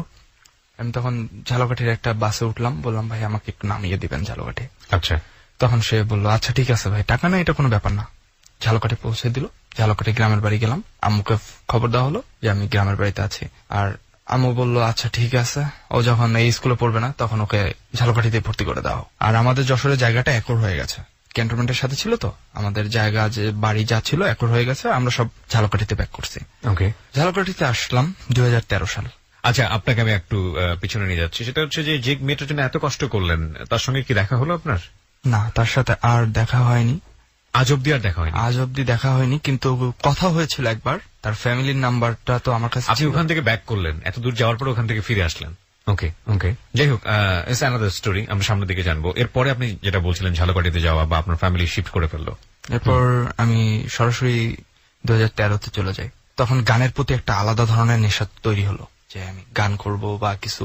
তখন আমার মন থেকে যে প্রেমের যে ব্যাপারটা, এটা পুরোপুরি উঠে গেছে। যে তখন আমার একটা শপথ ছিল, আমি কখন আর প্রেম করব না। এই ধাক্কাটা খাওয়ার পরে, প্রথম প্রেমের ধাক্কাটা খাওয়ার পরে আর কারো এ ব্যাপারে আগ্রহ হয় না। অনেকে অনেক খারাপ হয়ে যায়, বা অনেকে অনেক ভালো হয়ে যায়, যে আমি আর এই পথে আগাবো না। তখন আমার আগ্রহ হলো গানের প্রতি। ওকে, কিভাবে আগ্রহটা হলো? আগ্রহ হলো, আমি একটা আসিফ ভাইয়ের যত গানগুলো আছে আমি আমার সাউন্ড বক্সে বাজাতাম, আর তার সাথে সাথে গলা মিলিয়ে গানগুলো গাইতাম। আমার ভালো লাগতো। এভাবে করতে করতে যে শুনতো আমার গলা, বলতো যে না, তোমার দ্বারা গান হতে পারে, তুমি চেষ্টা করো। তখন আমি ওখানে গানের স্কুলে ভর্তি হই ঝালকাঠিতে। ওখানে প্র্যাকটিস করতে থাকি, টুকটাক ছোটখাটো কনসার্টও করি, কনসার্টেও গান করি। গানের প্রতি আগ্রহ, কিন্তু আমার ফ্যামিলির এটার প্রতি আর আগ্রহ নেই। আচ্ছা, তখন এটা নিয়ে ফ্যামিলিতে একটা আমার সাথে গন্ডগোল তৈরি হলো, যে আমি বললাম যে আমি গান করব, এতে যা হয় হবে। তখন আমার ফ্যামিলি বললো গান করলে আমাদের ফ্যামিলিতে তুমি থাকতে পারবে না। ফ্যামিলি বললে কথা? হ্যাঁ, আমার ফ্যামিলি বললো। তখন আমাকে ঘর থেকে বের করে দেওয়া হলো। আমি ঢাকা চলে আসলাম। আগুন ভাইয়ের সাথে আমার মাঝে মাঝে কথা হতো ফোনে। কিভাবে আপনি তার সঙ্গে নাম্বারটা পেলেন কিভাবে? নাম্বারটা পেলাম আসলে আমাদের ওখানে ঝালকাঠিতে কনসার্ট করতে গিয়েছিলেন আগুন ভাই। সে সময় ওই কনসার্টে আমিও গান করেছিলাম আগুন ভাইদের যাওয়ার পর গেস্ট হিসেবে, আমাদের এলাকা যেহেতু সেই হিসাবে। তখন আগুন ভাইয়ের কাছ থেকে নাম্বারটা কালেক্ট করেছিলাম যে ভাই আপনার নাম্বারটা কি কাইন্ডলি দেওয়া যাবে কিনা। তখন উনি দিয়েছিলেন। তো মাঝে মাঝে কথা বলতাম। উনি বলতো যে ঢাকা আসিস, এসে দেখা করিস। আচ্ছা, তখন আপনি কোন ক্লাসে পড়ছেন? তখন আমি ইন্টার ক্লোজ হয়ে গেছে। ওকে। আমি দেন ঢাকা গেলাম। তখন তো টাকা পয়সা নেই, শুধু জাস্ট একটা ফোন আছে। ঢাকা গেলাম, কি করব, কোথাও তো যাওয়ার জায়গা নেই। একদিন দুদিন না খেয়ে আছি। এরপরে তো খিদায় কি করব, আমরা বেঁচে রাস্তার পাশে ওরা যে ছোলাটা ছুলছে। এখন আমি চিন্তা করলাম যে আমার খিদা লাগছে, আমি কি করতে হবে, আমি তো বাঁচতে হবে। তখন আমি বললাম ভাই আপনার এই ছোলাগুলো একটু নিতে পারি আমি? বললো ভাই এগুলো যা লাগে আপনি নিয়ে যান। তো সে বুঝতে পারে নাই, তাকে বুঝতে দেয়নি। আমি বললাম ভাই একটু লবণ দেওয়া যাবে, কারণ ওই ছোলা তো শুধু খেতে পারবো না। জাস্ট ছোলাগুলো ধুইলাম, ধুয়ে আমি জাস্ট লবণটা মাখলাম, মেখে লবণটা মেখে ছোলাগুলোই খেলাম। কারণ তখন এত পরিমাণে খিদে যে আসলে খিদে লাগলে মানুষের কোনো কিছুর হিতাহিত জ্ঞান থাকে না, যে আমি কি খাচ্ছি কি না খাচ্ছি। এই জিনিসগুলো আসলে আমাদের জীবনে যখন আমরা শুনি রেডিওতে, তখন আমরা অনেক বেশি অবাক হই। কিন্তু খুব ঠান্ডা মাথায় যদি আমরা একটু চিন্তা করে দেখি, প্রত্যেকের জীবনেই কিছু অভাবনীয় ঘটনা থাকে, এবং এই অভাবনীয় ঘটনা যখন সাধারণ মানুষকে পথে ঘাটে রাস্তায় মিট করে, তখন এটা টাচ করে না। ও যদি এখনই বলে যে আমি কোন একটা সময় কমলাপুর স্টেশনে শুয়ে রাত কাটিয়েছি, আপনার অন্তরে অনেক মায়া লাগবে। কিন্তু আপনি এখনই কমলাপুর স্টেশনে হেঁটে যান, ওখানে অসংখ্য মানুষ শুয়ে আছে, আপনার হৃদয়কে টাচই করবে না। This is the ultimate ugliest reality in the world. Okay, বলুন তারপর। ওটা খেলাম, কিছুটা খিদা নিবারণ হলো, বাট নিয়েছি তো অল্প। খিদা নিবারণ হলো, আমি ঘুরছি, ফোনেও ব্যালেন্স নেই, যে আগুন ভাইয়ের বাসার ঠিকানাও জানি না। তখন আমার এক ফ্রেন্ডের সাথে আমার দেখা হলো। ও মালিবাগ রেলগেটে থাকে, আমিও প্রায় ওই মগবাজার মালিবাগ রেলগেট এদিক দিয়ে হাঁটা চলা করছি। এদিকে যাচ্ছে একবার, এদিকে আসছে একবার। তখন ওই ফ্রেন্ডের সাথে পরিচয় হলো। তা ফ্রেন্ড আমাকে বললো কি ব্যাপার তোর এই অবস্থা কেন, তুই এখানে কি করছিস? তখন আমি সব কাহিনী বললাম। তাও আমাকে বললো যে আমার এখানে যদি থাকার জায়গা থাকতো ভাই তোকে আমি নিয়ে যেতাম, তা আমার ওখানে তো থাকার জায়গা নেই, তুই এক কাজ কর। ও আমার পকেটে 100টা টাকা দিয়ে গেল। কে? আমার সে ফ্রেন্ড। ওকে। অথচ আমি আমার বহুত ফ্রেন্ডকে হাজার হাজার টাকা ধার দিয়েছি এক সময়। আর তখন আমি আমার বিপদের সময় আমি, তারপরে যে ও আমাকে 100 টাকা দিয়ে হেল্প করছে, এটাই আমার কাছে তখন অনেক কিছু। ওই 100 টাকা আমি ফোনে বললাম না, 100 টাকার 20 টাকা ফোনে বললাম, আর কিছু টাকা রেখে দিলাম যে আমার যদি সমস্যা হয় আমি কিছু খাবো। ওকে। তখন আমি ফোন দিলাম আগুন ভাইয়াকে, যে ভাইয়া আমি কি আপনার সাথে একটু দেখা করতে পারি? বললো আচ্ছা ঠিক আছে চলে আয়। তখন আমি গেলাম আগুন ভাইয়ের সাথে দেখা করতে। ছিল বাসা? গ্র্যান্ড প্লাজাতে, গ্র্যান্ড প্লাজার 12 তলায় গেলাম দেখা করতে। উনি তখন ছাদে ওনার ইয়া নিয়ে গান নিয়ে করছে, শুট করছে। তখন সে আমাকে বললো বস, ছাদের ওখানে বস, কথা বলবো। আমি বললো কি চাস তুই আমার কাছে বল। আমি বললাম ভাইয়া আমি জাস্ট, তখন আমি বললাম যে গান দিয়ে কি হবে, গান তো আমি এত তাড়াতাড়ি পারবো না, অন্য কোন একটা লাইন ধরে আমি তারপরে এটা বললাম ভাইয়া যদি আমাকে একটা অভিনয় করার জন্য চান্স করে দেওয়া হয় ভাইয়া আমি খুব খুশি হব। তখন বললো অভিনয় পারিস? আমি বললাম ভাইয়া আপনি ট্রাই করেই দেখেন না। তা বললো কর। এখন আমাকে বললো যে শালা বাচ্চা, আমার অভিনয় করতে ইচ্ছা করে আমি অভিনয় করব, তোর মতো আগুন আমার কিচ্ছু করতে পারবে না। এই কথাটা আমার জাস্ট অভিনয় করে বলতে বললো। তখন আমি বললাম যে ভাইয়া এই কথা আমার মুখ থেকে বের হবে না, অন্তত পক্ষে আপনার প্রতি আপনাকে আমি অনেক শ্রদ্ধা করি। বললো অভিনয় বেটা, এটা অভিনয়, এখানে সবকিছু সম্ভব, আমাকে মারাও তোর পক্ষে সম্ভব অভিনয় জগতে, বল এখন বলবি। তখন আমি কথাটা বললাম ডায়লগ সহকারে। বললো যে গুন্ডার মতো ভাব নিয়ে বলবি। তখন আমি বললাম যে গুন্ডার মতো ভাব নিয়ে বললাম। বলে সাবাস, তোর দ্বারা হবে, তুই পারবি। কথায় কথায় ভাই বললো চল নিচে চল, বাসায় চল। তখন বাসায় নিল আমাকে, নাস্তা করলো, নাস্তা দিল সামনে। ভাইয়া বললো যে কথায় কথায় বললো তুই গান পারিস? কারণ ভাইয়াকে আমি কখনো বলিনি যে আমি গান পারি। তখন আমি বললাম ভাইয়া টুকটাক কনসার্টে গান করেছে। তখন তার বড় ছেলে মিছিলকে বললো যে গিটারটা নিয়ে আয় তো। গিটার নিয়ে আসলো, তখন আমাকে গান করতে বললো। তখন আমি গান করলাম একটা। ভাই বললো থাম। বললাম ভাইয়া কোনো সমস্যা হয়েছে? তুই অভিনয় করতে চাচ্ছিস কেন? বললাম ভাই আমার তো উপায় নেই, আমি একটা তো কিছু করতে হবে, তুই গান করবি। আজকে থেকে এই আগুনের অর্ডার, তুই গান করবি। গানের জীবনে আমার দোয়া আছে তুই অনেক বড় হতে পারবি, তোর কিছু সমস্যা আছে, এগুলো প্রতি শুক্রবার তুই আমার কাছে আসবি, তখন আমি দেখে নেব। ওকে। তারপরে দেন আগুন ভাইকে বললাম, ভাই আমার তো কোনো থাকার জায়গা নেই। তখন আগুন ভাই বলে, কি বলিস তুই? আমি বললাম, ভাই একটা কিছু করেন ভাই, আমাকে দয়া করেন, একটু আমাকে কোনোভাবে একটু থাকার জায়গা দেন। বলে, তোর আগুন ভাই জানতো আমার ফ্যামিলি সম্পর্কে, তোর ফ্যামিলি তো ভালোই, তোর ফ্যামিলি কি তোকে সাপোর্ট করছে না? আমি বললাম, না ভাইয়া, ফ্যামিলি থেকে বের হয়ে আসছি। তখন সে আমাকে বললো যে আচ্ছা ঠিক আছে তুই আমার বাসায় থাক। তার বাসায় একটা রুম দিল আমাকে থাকার জন্য। তখন আমি ফোনে একটা আমার ফ্রেন্ডকে ট্রাই করি কথা বলার জন্য, তা ফোনটা চলে যায়। ফোন যখন ঢুকে তখন একটা মেয়ে ফোনটা ধরে, বলে কে বলছেন? আমি বললাম, আসলে এটা কি শুভর নাম্বার কিনা? সে বললো, না এটা কোনো শুভ এখানে থাকে না, আপনি কে বলছেন? আমি বললাম, আমি সাগর খান বলছি, আপনি কে বলছেন? তখন মেয়েটা বললো, এটা জানা আপনার জন্য জরুরি না, আর সেকেন্ড টাইম আপনি এই নাম্বারে আর ফোন দিবেন না। দেন আমি ফোনটা রেখে দিলাম। মেয়েটার কণ্ঠটা আমাকে ছুঁয়ে গেছে, কারণ এতদিন আমি কারোর সাথে রিলেশন করিনি, কিন্তু উপরে ছিল, ভাগ্যে ছিল বোধ হয়, এজন্য মেয়েটার ভয়েসটা আমাকে ছুঁয়ে গেছে, টাচ করে গেল। না, এখানে একটা বিষয় একটু জানি, সেটা হচ্ছে ততদিন পর্যন্ত আপনার অবস্থা কি দাঁড়িয়েছে? আপনি তখন পর্যন্ত লেখাপড়া সব ছেড়ে দিয়েছেন, তাই কি? না না না, লেখাপড়া আমার চলছে। আপনি ঢাকায় যখন আসলেন তখন তখন লেখাপড়া আমি ছেড়ে দিয়েছি। তখন ইন্টারমিডিয়েট কমপ্লিট? হ্যাঁ হ্যাঁ, ইন্টার পাস করে ফেলেছেন। ভার্সিটিতে ভর্তি হওয়ার সময়টাতে নাকি? ভার্সিটিতে ভর্তি হওয়ার সময়টাতে আমি আর ভর্তি হইনি। না হয়ে আপনি গান নিয়ে আপনি ঢাকা শহরে চলে এসেছেন কিছু একটা করবেন। আচ্ছা, বাবা তখন কোথায়? বাবা তখন বাড়িতেই। বাড়িতে। বাবা, আপনি পরিবারের বড়, কিছু বলছিল না আপনার এই খামখেয়ালিপনা দেখে? আমাকে ফেড আপ হয়ে গেছে? ফেড আপ হয়ে গেছে আমার, মানে সামহাউ তারা কন্ট্রোল করতে পারছে না। হ্যাঁ হ্যাঁ। ওকে। আর আপনি এসে তখন আগুন, মানে আমাদের সিঙ্গার আগুনের ছত্র ছায়ায় কোন একটা জায়গায় থাকেন। উনি আপনাকে চেনেন? এখনো চিনবেন? হ্যাঁ। এখন যোগাযোগ আছে আপনার সঙ্গে? এখন আর যোগাযোগ নেই, আসলে নাম্বারটা আমার হারিয়ে গেছে, কারণ আমার যখন ওই ফোনটা হারিয়ে যায় তখন নাম্বারটা ক্লোজ হয়ে যায়। আচ্ছা, যাই হোক, হয়তো বা আজকের স্টোরি ওনার কানে গেলে হয়তো আপনাকে রিকগনাইজ করলেও করতে পারেন। By the way, he is really good man. আমি তার সঙ্গে একবার না দুবার টেলিভিশন আমার ইন্টারভিউ হয়েছিল। অনেক সাদা দিলের মানুষ, অনেক ভালো মানুষ, অ্যান্ড যারা ওনার সঙ্গে ব্যক্তিগত পর্যায়ে আছেন পরিচয়, উনি আসলে সবাইকে খুব দ্রুত আপন করে নেন। যাই হোক, তুই তোকারি যে কথাটা বলছিলেন আপনি, দিস ইজ ট্রু। উনি খুব সহজেই তুইতে চলে যান, and he is really good one. আচ্ছা, তো আপনি যেটা বলছিলেন যে আগুন ভাই আপনাকে একটা কোন একটা জায়গায় থাকার ব্যবস্থা করে দিল, তাই কি?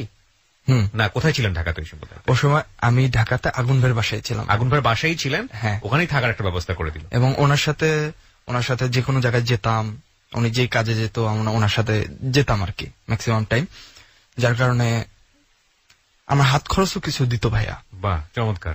তো ওই সময়টাতে আপনার হঠাৎ করে রং নাম্বার একটা মেয়ের সঙ্গে কথা হচ্ছিল। ওকে, তারপর তার ভয়েস আমাকে টাচ করে যায়। দেন আমি চিন্তা করি যে এর সাথে দেখি একটা রিলেশন তৈরি করা যায় কিনা। তখন আমি ফোন দিতাম ওকে, ফোন দিয়ে বলতাম, হ্যালো, আসসালামু আলাইকুম, কেমন আছেন? সে বলতো, ভালো আছি। আপনি আবার ফোন দিয়েছেন? না, জাস্ট দিলাম আর কি। এটা বলে বললাম, আচ্ছা আমি একটু বিজি আছি বলে ফোনটা কেটে দিতাম। এটা একটা পার্ট, যাতে সে বুঝতে পারে যে আমি অনেক বিজি, বাট বিজির মধ্যেও তাকে মনে করছি আর কি। ওকে, মানে আমি বুঝলাম না, ফোনটা কি সে দিত না আপনি? আমি দিতাম।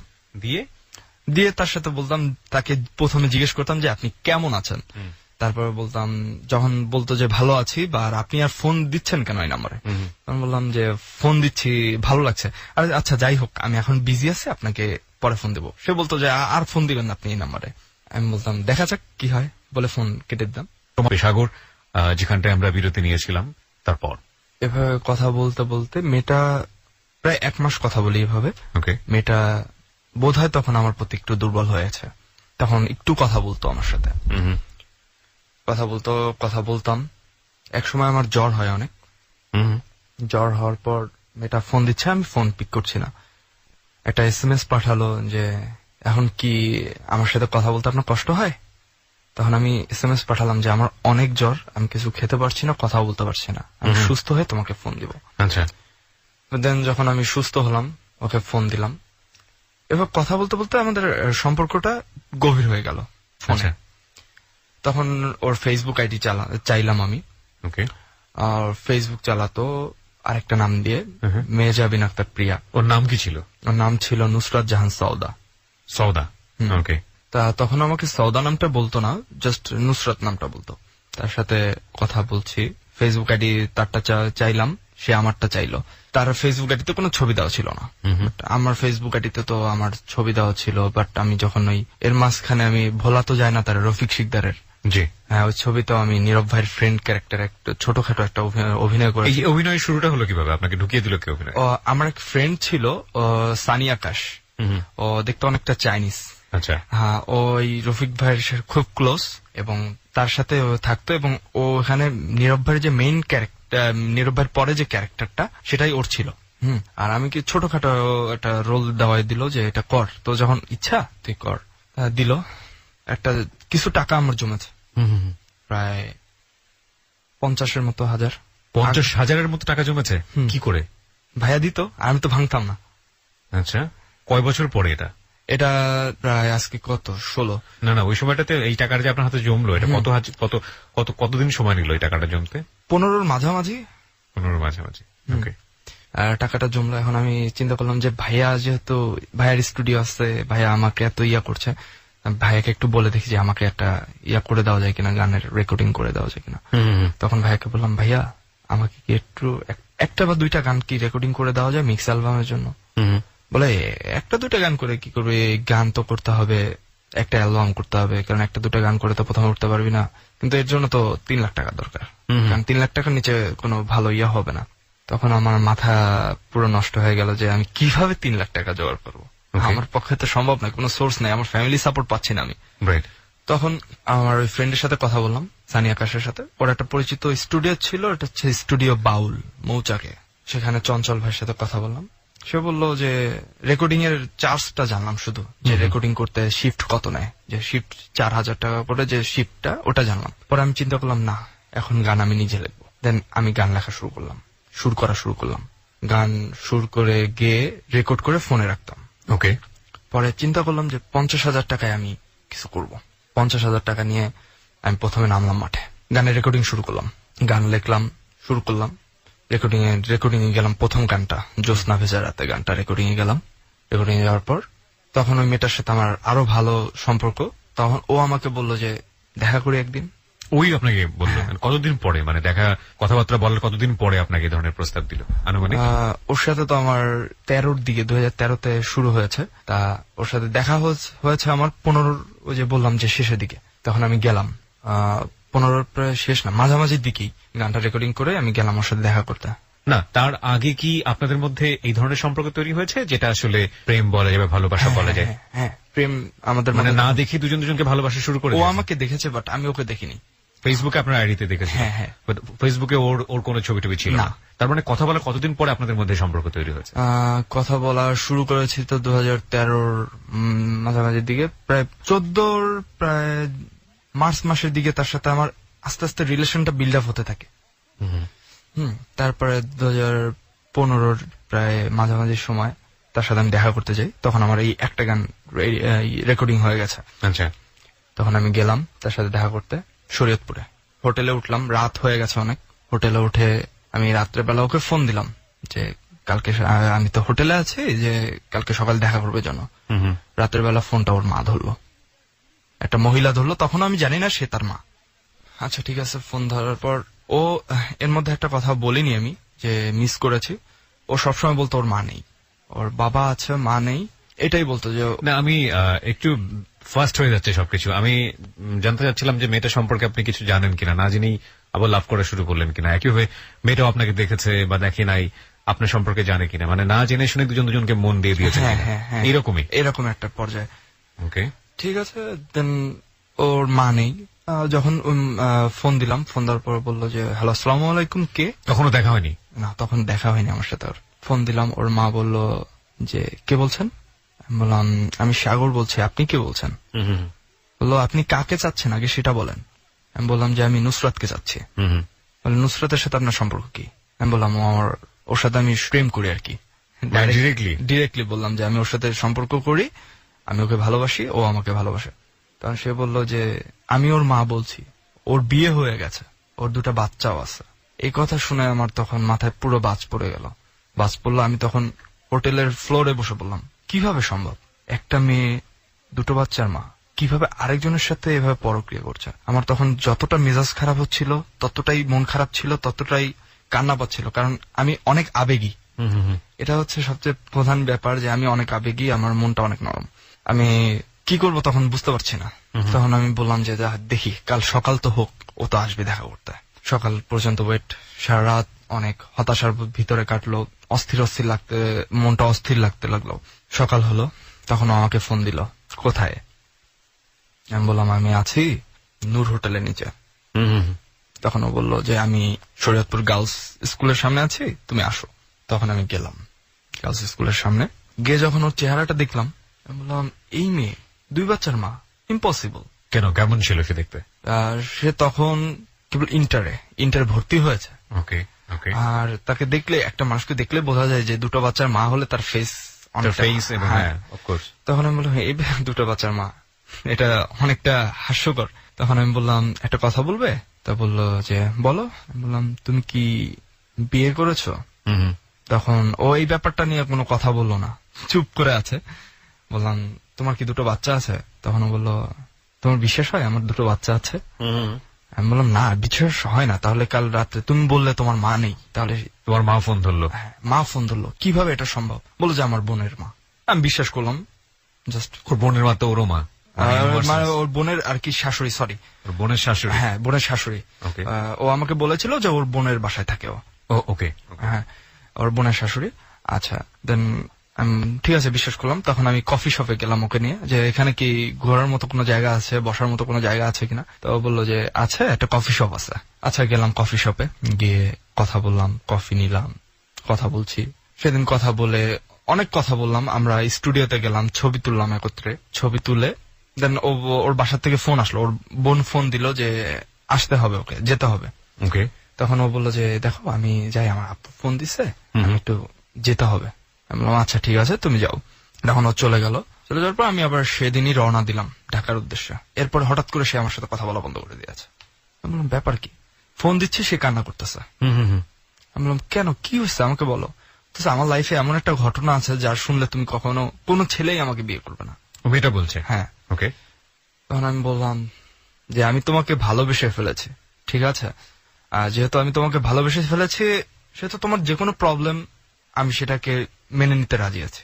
তখন ও কান্না করতে করতে বললো যে আমার বিয়ে হয়েছে এক জায়গায়, কিন্তু যার সাথে বিয়ে হয়েছে তার বয়স 55-র ঊর্ধ্বে। ওকে।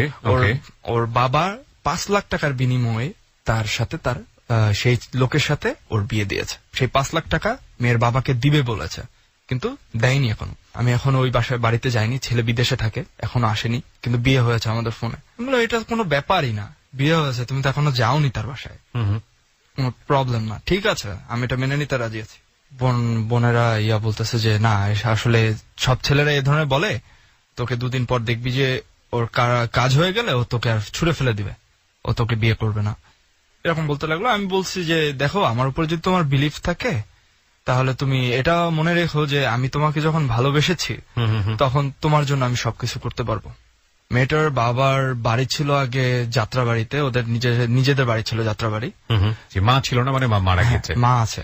মা আছে, তার মানে মা আছে। ও আমার সাথে মিথ্যা কথা বলেছিল, পরবর্তীতে আপনি গিয়ে সেটা জেনেছেন। Okay, by the way, so one kind of mysterious family. আমরা দিকে আমরা যাই, তারপরে দেখি কি হয়। ওকে, তারপর মেয়েটার সাথে কথা বলছি, ও আমার সাথে পরে আরেকবার গেলাম, গিয়ে দেখা করলাম। ঢাকায় আসার প্রায় 10 দিন পর ও ফোন ধরছে না, ফোন দিচ্ছি বাট ফোন ধরছে না। প্রায় 2 দিন ট্রাই করলাম, 2 দিন পর ও ফোন ধরলো কাঁদতে কাঁদতে। আমি বললাম কি হয়েছে? বললো যে যার সাথে আমার বিয়ে হয়েছে সে বিদেশ থেকে আসছে 1 সপ্তাহ পর, আমাকে নিয়ে যাবে। তখন আমি বলি এখন আমি কি করবো, এখন তো মাথায় কাজ করতেছে না। ভালোবাসা কেউ হারাতে পারবো না, আর তখন পকেটেও টাকা নেই, ছোট একটা চাকরি করি, মার্কেটিং চাকরি করে আর কয় টাকা বেতন পাওয়া যায়, কি করব। আর ওকে আমি বিয়ে করতে গেলে আমার এই চাকরিটাও চলে যাবে। ওকে, আমি দেন গেলাম, গিয়ে ওকে ফোন দিচ্ছি। ও বলতেছে আজকেই তুমি আসলা, কালকে আসতা। আমি বললাম কেন? বললো যে আমি তো কিছুই বের করতে পারিনি। আমি কিচ্ছু বের করতে হবে না, আমার তো তোমার কোনো কিছুর দরকার নেই, আমার শুধু তোমাকে দরকার, তোমার কোনো কিছু আমার দরকার নেই। আমি যদি তোমাকে কিছু দিতে পারি তুমি নিবে, না হলে না। তখন ওকে নিয়ে আসলাম, বাসে করে নিয়ে আসলাম। ও উদাস হয়ে বসে আছে, মনে হয় ফ্যামিলির জন্য মন খারাপ। ম্যাসে আনলাম, ম্যাসে আনার পরে যে ম্যাসের যে মালিক মেসের যে ভাড়া নিয়েছে, মালিক বলবো না, মূলত মেসে একটা মহিলা ভাড়া নেয়, বিথি আপা। ওনার শরণাপন্ন হলাম ওকে নিয়ে এসে। বিথি আপা বললো যে তুই বিয়ে করবি? আমি বললাম জি আপা বিয়ে করবো ওকে। ওর কাছে টাকা ছিল, তখন আমি যখন বললাম যে টাকা তো নেই, তখন বললো বিয়ে করবি কিভাবে, বিয়ে না করলে তো কাবিন, তোর টাকা দিতে হবে, কি করবি তুই? তখন ও বললো যে আপু টাকা আমি দিব। আমি বললাম আমি নিব না। বলে তাহলে তোমার এইভাবে পড়ে থাকতে হবে। মানে সৌদার কথা বলছেন? হ্যাঁ, ওকে। সদা বললো যে তোমার এইভাবে পড়ে থাকতে হবে, বিয়ে না করে এইভাবে বসে থাকতে হবে। বললাম যে আচ্ছা ঠিক আছে, এটা কিন্তু ধার। বললো আচ্ছা ঠিক আছে, তুমি যা নাও সবই ধার, পরে আমারে দিয়ে দিও। আমি বললাম আচ্ছা ঠিক আছে। তখন বিয়েটা হলো। আপু বললো এখন থাকবি কই? আমি বললাম থাকার তো জায়গা নেই। আচ্ছা ঠিক আছে চল আমার বাসায়। তার বাসায় একটা রুম খালি করে দিল, আমরা থাকতে শুরু করলাম। এ পর্যায়ে ওর বড় বোনের সাথে ওর রিলেশনটা অনেক ভালো। তার বড় বোন ফোন দিল, ফোন দেওয়ার পর সবাই ফোন দিচ্ছে যে পাচ্ছে না, মেয়ে পাচ্ছে না, কি হলো? ফোন দিল। আপনার ফ্যামিলিতে আপনি জানিয়েছিলেন যে এই ধরনের একটা মেয়েকে আপনি বের করে নিয়ে এসে বিয়ে করতেছেন? তখন আমি জানাইনি, আর তখন আমার ফ্যামিলির সাথে ভালো করে কথা হয় না। আমার মা মাঝে মাঝে ফোন, মানে ফ্যামিলির সাথে আপনার একটা দূরত্ব তৈরি হচ্ছে? হ্যাঁ। বাবা আপনার সঙ্গে যোগাযোগ রাখেন না? না। আপনি তখনও সাউদাকে নিয়ে এসে আপনার এই বিথিয়াপুর কাছে আছেন, কিন্তু আপনি তখনও বিয়ে করেননি তাকে? না, বিয়ে করেছি। বিয়ে কোথায় করলেন? বিয়ে ওই যে ম্যাচে বললাম না যে সৌদা টাকা দিল, ওই আপু কাজী ডেকে আনলো। আচ্ছা। কাজী ডেকে ওখানে বসে আমাদের বিয়ে দিল, এবং বিয়ের পরে ওনাদের বাসায় নিয়ে গেল। তো সৌদার হাতে একটা আংটি ছিল, ওই আংটিটা বিথি আপু একবার বাড়ি গেছে, যে নিয়ে গেছে। নিয়ে গিয়ে যখন ফেরত আসছে তখন বললো যে আসলে আংটিটা হারিয়ে গেছে। ওকে, আমি যেটা বুঝতে পারছি যে সৌদা তার যে যার সঙ্গে বিয়ে হয়েছিল সেই ভদ্রলোকের সঙ্গে সংসার করবে না বলে উনি যখন বিদেশ থেকে বাড়ি আসলেন সেই মুহূর্তে সে পালিয়ে আপনার সঙ্গে এসে মেসে উঠেছে এবং আপনাকে বিয়ে করেছে। সৌদা তো ডিভোর্সও দেয়নি তখন? ডিভোর্স দেওয়ার একটা নিয়ম আছে বিয়ে করার আগে, সে ডিভোর্সও দেয়নি আলটিমেটলি সেই সময়? ডিভোর্স দিয়েছে? ডিভোর্স সে আগে ডিভোর্স লেটার আমার সাথে যখন সে যখন আমাকে জানিয়েছে যে আমি তার সাথে আমার রিলেশন হবে, আমি যখন তাকে আশ্বস্ত করেছি যে আমি তাকে বিয়ে করব, তখন সে আলটিমেটলি একটা ডিভোর্স পেপার ওখান থেকে, তাদের শরীয়তপুর থেকে ডিভোর্স লেটার তাদের গ্রামের বাড়ি পাঠিয়েছে, ওই যে যার সাথে তার বিয়ে হয়েছে। আচ্ছা। সেখানে সে পাঠিয়েছে। আর দেন তারপরে আগে যাই, যখন আপু জানলাম যে আপু আসলে, আমি তো বুঝতে পারছি যে আপু এটা ঝেড়ে দিয়েছে আংটিটা, তখন আমি চিন্তা করলাম যে না, এখানে আর থাকা যাচ্ছে না। আরো একটি বিরতি, যেখানটায় আমরা বিরতি নিয়েছিলাম, তারপর পরের দিন ওকে নিয়ে আমি বেরোলাম ঘুরতে। চঞ্চল ভাই আমাকে ফোন দিল যে তুমি তো গানগুলো করেছো, রিদম করে রেখেছো, মিউজিক তো করার দরকার আছে কিছু গানগুলোর। জি। এখন এগুলো তো টাকাও তো নেই, টাকা তো দিতে হবে, নাহলে আমি ফাইলগুলো ব্যাকআপ রাখবো, ফাইলগুলো তো নষ্ট হয়ে যেতে পারে, ক্রাশ করতে পারে, তখন তুমি বিপদে পড়বে। বললাম ভাইয়া এই মুহূর্তে তো আমার কাছে আর টাকা নেই, আমি টাকা ম্যানেজ করে আপনাকে দেন ফোন দিব। তো বলতেছে যত দ্রুত সম্ভব করো। এই কথাটা আবার তখন সৌদা শুনলো। সৌদা শুনে বললো যে তোমার কাছে টাকা নেই? বলে না এই মুহূর্তে তো নেই। তখন সৌদা বললো চলো আমার সাথে। বললাম কোথায়? বলে চলোই না। তখন গেলাম একটা জুয়েলারিতে। ওর গলার চেনটা তখন খুললো আর হাতের আংটিটা খুললো, খুলে বললো এটা মাপেন। আমি বললাম এটা কি করতেছো? বলতেছে কোনো কথা বলবো না, এটা আমি করছি তোমার জন্য। কারণ জীবনে তো অনেক কিছুই হয়েছে, হারিয়েছি, এখন আর কিছু হারাতে চাই না। তোমার যেটা তুমি পাবা, তোমার কৃতিত্বই আমার জন্য অনেক কিছু, তুমি এগুলো বহুত আমাকে করে দিতে পারবে, আর এটা তো সামান্য কিছু। তখন এক পর্যায়ে জোরাজোরি করেই ও বিক্রি করলো। বিক্রি করে ওই টাকাটা নিয়ে আমি চঞ্চল ভাইয়ের কাছে গেলাম। চঞ্চল ভাই গানের মিউজিক গুলো করা হলো, রেকর্ডিং করলাম। কত সালের দিকে? এই তো ইয়াতে তখন 15 বললাম না যে মাঝামাঝি প্রায় শেষ হয়ে আসছে, 15 প্রায় শেষ হয়ে আসছে সবকিছু কমপ্লিট করে। ব্যাস তারপরে আমি চিন্তা করলাম যে এখানে আর থাকা যায় না, বিথিয়াপুর ওখানে। চিন্তা করলাম যে বাসা নিব। তখন ওর আপু থাকে গ্যান্ডারিয়া, ঢাকা গ্যান্ডারিয়া, ওইখানে একটা বাসা নিলাম, সাবলেট নিলাম, সাবলেট বাসা নিলাম। নিয়ে তখন তো আমার চাকরি নেই আর টাকাও নেই, আর গান তখন একটা কমপ্লিট হওয়া বাকি ছিল, তখন আর টাকাও নেই, চাকরিও নেই। তখন আমি বসে আছি, আমাদের কাছে যে টাকাটা ছিল ওটা আমরা ওখানে বাসা ভাড়া নেওয়ার পরে, বাসার জিনিসপত্র কেনার পরে শেষ হয়ে গেল। তখন ঘরে চাল নেই, কোনো খাবার নেই, শুধু বসে আছি দুজন। টুকটাক কথায় আর কি ঝগড়াঝাটি হলো, কথার মধ্যে আমাদের কথায় ঝগড়াঝাটি হলো। ঝগড়াঝাটি হওয়ার পর এক পর্যায়ে আমি ওর গায়ে হাত তুললাম। ওর গায়ে যখন আমি হাত তুলেছি, আমি কখনো চাইনি যে আমি ওর গায়ে হাত তুলবো। কি কারণে যে আমি ওর গায়ে হাত তুললাম এটাই আমি বুঝতে পারছিলাম না। হাত তোলার পর সারা রাত ধরে ও কান্নাকাটি করলো, আমিও মন খারাপ করে এক পাশে বসে রইলাম। আমি ঘরে যাই ছিল টুকটাক সবকিছু ভাঙচুর করলাম আর কি এক পর্যায়ে। পরে যখন আমার রাগটা পড়ে গেল তখন আমি যে ওকে বোঝানো শুরু করলাম যে দেখো যা হয়েছে হয়েছে, আমি তো বুঝতে পারিনি, আমার মাথা হঠাৎ করে গরম হয়ে গেছে, তুমি আমার কথাটা শোনোনি বিধায় আমি এরকম করেছি, তুমি আমার কথাটা শুনবা তো, জিদ কেন দেখাও তুমি আমার সাথে, আমি তো তোমাকে ভালোবেসে বিয়ে করেছি, তুমি তো আমার সাথে জিদ দেখাতে পারো না। তখন ও কোনো কথা বলতেছে না, ও বললো যে আপনার সাথে আমার আর কোনো সম্পর্ক নেই, আমি আপনার সাথে থাকবো না। ওকে, তখন আমি অনেক রিকোয়েস্ট করলাম যে প্লিজ এভাবে করো না। তখন ও বললো যে না আর সম্ভব না, অনেক বিশ্বাস করে এসেছিলাম আপনার সাথে। আমি বললাম আমি আর করবো না, বললাম তো ওয়াদা করলাম। তা বললো আচ্ছা ঠিক আছে, এরকম অনেকক্ষণ রিকোয়েস্ট করার পর বললো আচ্ছা ঠিক আছে। যাই হোক, সকালে আমি অফিসে গেলাম। অফিসে যাওয়ার পর যখন আমি অফিস থেকে ব্যাক করলাম, ব্যাক করে দেখি আমার ঘর খোলা, রুম তো 2টা, ওদের ওই সাইডে তো ওরা নেই, লক করা, আমার কাছে চাবি, বলে দেখি আমার রুম খোলা, ওর জামা কাপড় কিচ্ছু নেই। তখন আমি পাগলের মতো হয়ে গেলাম, আমি কি করব, ও চলে গেছে, কোথায় গেছে। এখন আমি ওর বোনের বাসায় গেলাম, ওর বোনের বাসার পাশেই ছিল, গেলাম। তো ওর বোন বললো যে ওর বোন তো আবার আমার সাথে দেখা দেয় না, কারোর সাথেই দেখা দেয় না। তা ওর বোন বললো যে তুমি যে কাজটা করছো এটা ঠিক করো নাই, আর ও কোথায় আছে এটা আমি জানি না, তবে তুমি আমার মায়ের সাথে কথা বলে দেখতে পারো। আমি বললাম আপনার মা মানে আমি বুঝলাম না, আপনার মা আছে? তখন সে বললো যে কেন আমার মা থাকবে না, কেন মা না থাকলে আমরা কোত্থেকে আসছি। আমি বললাম সৌদা যে বললো আপনাদের মা মারা গেছে। তা বললো যে ও এই কথা বলছে যে মারা গেছে।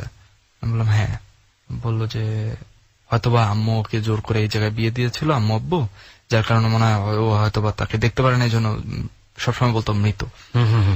আমি বললাম ঠিক আছে। তা ওর মায়ের নাম্বার দিল, ওর মাকে ফোন দিলাম। ও বাড়িতে। ওর মা বলল তুমি নিছো আমার মেয়েকে আরেক জায়গা থেকে দিছি, সেখান থেকে ছাড়াই তুমি নিয়ে গেছো, তুমি ওর গায়ে কেন হাত দিছো। আমি বললাম আম্মু, যাই হোক আমি আম্মুই বললাম যে আম্মু আমি সরি, আসলে আমার ভুল হয়ে গেছে, আমি আর কিছু করবো না, ওকে জাস্ট পাঠায় দেন। বললো যে তুমি যদি আইসা নিতে পারো নিয়ে যাও শরীয়তপুরে। এরকম করতে করতে চিন্তা করতে টাকা কোথায় পাবো, কারণ আমি তো স্যালারি পাইনি তখনও। লজ্জা ফেলে আমি ওর দুলাভাইয়ের কাছে গেলাম। সে আমার দিকে তাকিয়ে একটা মুস্কি হাসি দিয়ে বললো নিয়ে যাও, 500 টাকা বের করে দিল। তাও বললো যে বাসা দেখো এখন। তখন আমি শনির আকড়ার দিকে বাসা নিলাম, বাসা দেখলাম শনির আকড়ায় 24 ফুটে বাসা নিলাম। বাসা নিয়ে আমরা দুজনে থাকা শুরু করলাম। শুরু করতে করতে বাড়িতে গেল, ওর বাবা ফোন দিল যে বাড়িতে আয়, ঘুরে যাবে। তো বাড়িতে ঘুরতে গেল। আর তখন আমার এক ফ্রেন্ড নাম হচ্ছে মেহেদি, ও ঝালকাঠিতে থাকে, ও আমাকে ফোন দিল যে বন্ধু আমি তো বিয়ে করব, কি করা যায়। ওকে, আমি বললাম কি পালিয়ে বিয়ে করবি? বলে হ্যাঁ বন্ধু, তোর কি ব্যবস্থা করতে হবে। আচ্ছা ঠিক আছে, তোর ভাবি তো বাড়িতে গেছে, তোর ভাবি বাড়ি থেকে আসুক, তুই 2 দিন পরে আয়। তা যখন সৌদা বাড়ি থেকে আসলো তখন আমি সৌদাকে বললাম যে এই কাহিনী। বললো আনো, এনে বিয়ে করে দাও। তখন আমি বললাম আচ্ছা ঠিক আছে, ওকে ফোন দিয়ে বললাম যে আস। তো একদিন সকালবেলা যেহেতু লঞ্চে আসে, সকালে আসলো মেয়েকে নিয়ে। আমি কাজের সাথে কথা বললাম, শনির আকড়ার কাজের সাথে কথা বলে ওদের বিয়ে পড়িয়ে দিলাম। আর আমার বাসা যেহেতু ওখানে 5,000 টাকায় ফ্ল্যাট পাওয়া যায়, আমার বাসার অর্ধেক ওদের দিয়ে দিলাম যে তোমরা থাকো সাবলেট হিসেবে আমার সাথে। থাকার এক পর্যায়ে আমার ফ্যামিলি পর্যায়ে আসি, আমার ফ্যামিলির থেকে আমার একটা প্রেশার আসতে থাকে, ওই মেয়েকে তোমার রাখতে পারবো না, তোমার ফ্যামিলি যাকে পছন্দ করে তোমাকে বিয়ে দিবে সেখানে তোমার বিয়ে করতে হবে। আমি বললাম আম্মু দেখো সরি, আমি কারো জীবন নষ্ট করতে পারবো না। তখন আম্মু বললো তুই ধ্বংস হয়ে যাবি। আমি বললাম আম্মু অভিশাপ দিও না, পারলে দোয়া করো, কারণ সংসার আমি করব, তোমরা না। যেহেতু আমি সংসার তাকে নিয়ে সুখে থাকবো, তো তোমরা দোয়া করলে আমি সুখে থাকবো, এতটুকু করো। তখন আমার বাবা আমাকে কথা বলে না, তখন আমার বাবা ফোন দিল যে তোমাকে ত্যায্য করে দিব।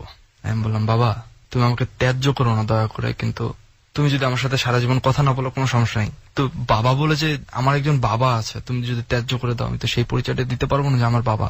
তখন আমি জারজ সন্তান হিসেবে পরিচিত হবো সমাজে, আমি এটা চাই না। আমি চাই তুমি শুধু আমাকে পরিচয় দাও। বলে না তুমি জীবনে অনেক কিছু করেছো, অনেক কষ্ট দিয়েছো, অনেক কিছু করেছো, তুমি ঢাকা যে অনেকদিন রয়েছো কিন্তু একটাবার বাবাকে ফোন দাও নাই, তোমার এত অহংকার, এত দিমাগ। আমি সব খবরই পেয়েছি যে তুমি ঢাকা অনেক কষ্ট করেছো, কিন্তু আমি তোমাকে হেল্প করিনি যতদিন না তুমি আমাকে, তোমার উচিত ছিল আমাকে একটাবার যদি ফোন দিতে, তোমার এই কষ্ট করতে হতো না ঢাকায়। আব্বু তখন গাজীপুর আসলো, গাজীপুরের একটা কি কাজে জানি আসছে, তখন ওকে নিয়ে গেলাম। কারণ আমি তখন এত অভাবী যে ওকে তো আমি একটা ভালো ড্রেসও কিনে দিতে পারিনি, আমিও একটা ভালো ড্রেস পরতে পারছি না। তখন আব্বু বলল, আমি ওকে একটা নাকফুল পর্যন্ত দিতে পারিনি, একটা নাকফুল যেটা বিয়ের নিদর্শন মুসলমান মেয়েদের। তখন আব্বু বললো, একটা নাকফুল দিতে পারিসনি, আর কি স্রোত মেয়ের, একটা ড্রেস নেই ভালো, ও তো আমার এই কান পর্যন্ত পরে। তা বললো যে এটা তো খাটো মেয়ে, এটাকে আমি অ্যাকসেপ্ট করবো না, প্রায় তোর সমান সমান তো হতে হবে। আমি বললাম, আব্বু আমি তো মোটামুটি ভালোই লম্বা, আর ও তো মেয়ে হিসেবে তো কম লম্বা না, যেহেতু আমার কান পর্যন্ত পড়ে। বললো যে যাই হোক, আমি মেনে নিতে পারছি না, বেরিয়ে যাও। আমি বেরিয়ে গেলাম। পরে আস্তে আস্তে দেখতেছি যে আমার বাবা আমার সাথে কথা বলতেছে, দেখছে যে আমাকে কনভিন্স করতে পারে কিনা, করতে পারে কিনা, যে ওদিকে কনভার্ট করতে পারে কিনা, যে এই দিক থেকে। আমি তো কনভার্ট হচ্ছি না, ওর কথাই বলে যাচ্ছি আমার ফ্যামিলির কাছে। এমন সময় আমার দাদু অসুস্থ, আমাকে বললো যে ঝালকাঠি যেতে হবে আমার মিনিমাম কয়েকদিনের জন্য। এখন আমি চিন্তা করলাম যে কয়েকদিনের জন্য যেতে হবে আমার। আবু বললো মিনিমাম তোমার 1 মাস এখানে থাকতে হবে। তখন আমি চিন্তা করলাম 1 মাস আমি চাকরি করবো না, 1 মাস আমি বাসা ভাড়া দিব কিভাবে। তখন আমি ওকে বললাম যে সদা তুমি বাড়ি চলে যাও, তোমাকে বাড়িতে উঠিয়ে দিয়ে আসি, তুমি বাড়ি চলে যাও। তো বললো আচ্ছা ঠিক আছে, তুমি যেটা বলতেছো, বাড়ি যাই। সব মালপত্র গুছিয়ে আমার ফ্রেন্ডকে ওখানে রেখে ওকে পুরো বাড়িটা বুঝিয়ে দিয়ে আমি ওকে বাড়িতে নিয়ে গেলাম। ওর বাড়িতে নিয়ে দেন আমি ঝালকাঠির উদ্দেশ্যে রওনা হলাম। ঝালকাঠি যে এবার আমার ফ্যামিলিতে গিয়ে দেখলাম আমার দাদু অসুস্থ, সত্যি অনেক অসুস্থ। হঠাৎ কদিন পর দেখছি যে আমার সৌদাকে আর মনে পড়ছে না, যাকে আপনার ভিতর থেকেই আপনাকে মনে পড়ছে না ওকে। হ্যাঁ, মাঝে মাঝে যখন মনে পড়ছে তখন আমি বললাম, যাকে আমি এত ভালোবাসি তাকে আমার কেন মনে পড়ছে না। আমার ব্যাপারটা সন্দেহ হতে লাগলো যে হয়তোবা আমার প্রতি কিছু করেছে, হুজুর দেখিয়ে কিছু করেছে, সন্দেহ হতে লাগলো। আর সৌদা তো ওদিক থেকে আমার ফোন দিচ্ছে যে কি তুমি ফোন দাও না, কিছু না। আমি ওকে জাস্ট অ্যাভয়েড করতে লাগলাম, যে ফোন দিই কথা বলি, বাট তেমন একটা না। তখন আপনি আপনাদের নিজের বাড়িতে? হ্যাঁ, আর ও ওদের নিজের বাড়িতে। কথা বলছি বাট তেমন একটা আগে যেমন আগ্রহের সাথে বলতাম তেমন একটা না। তখন আমি প্রায় 3 মাস পার হয়ে গেল। এখন আমার এলাকার কলেজে আমার এক ফ্রেন্ড হিসেবে দাঁড়াবে, কলেজের সভাপতি। 2টা গ্রুপ আছে কলেজে, একটা হচ্ছে কমিশনার গ্রুপ আর একটা হচ্ছে আমাদের ফ্রেন্ড সার্কেল একটা গ্রুপ। যে ফ্রেন্ড সার্কেলের মধ্যে যে আমার কথাই সবাই শোনে, ওটা জাস্ট লিডিং এ আমি ছিলাম, কিন্তু আমি দাঁড় করিয়ে দিতাম।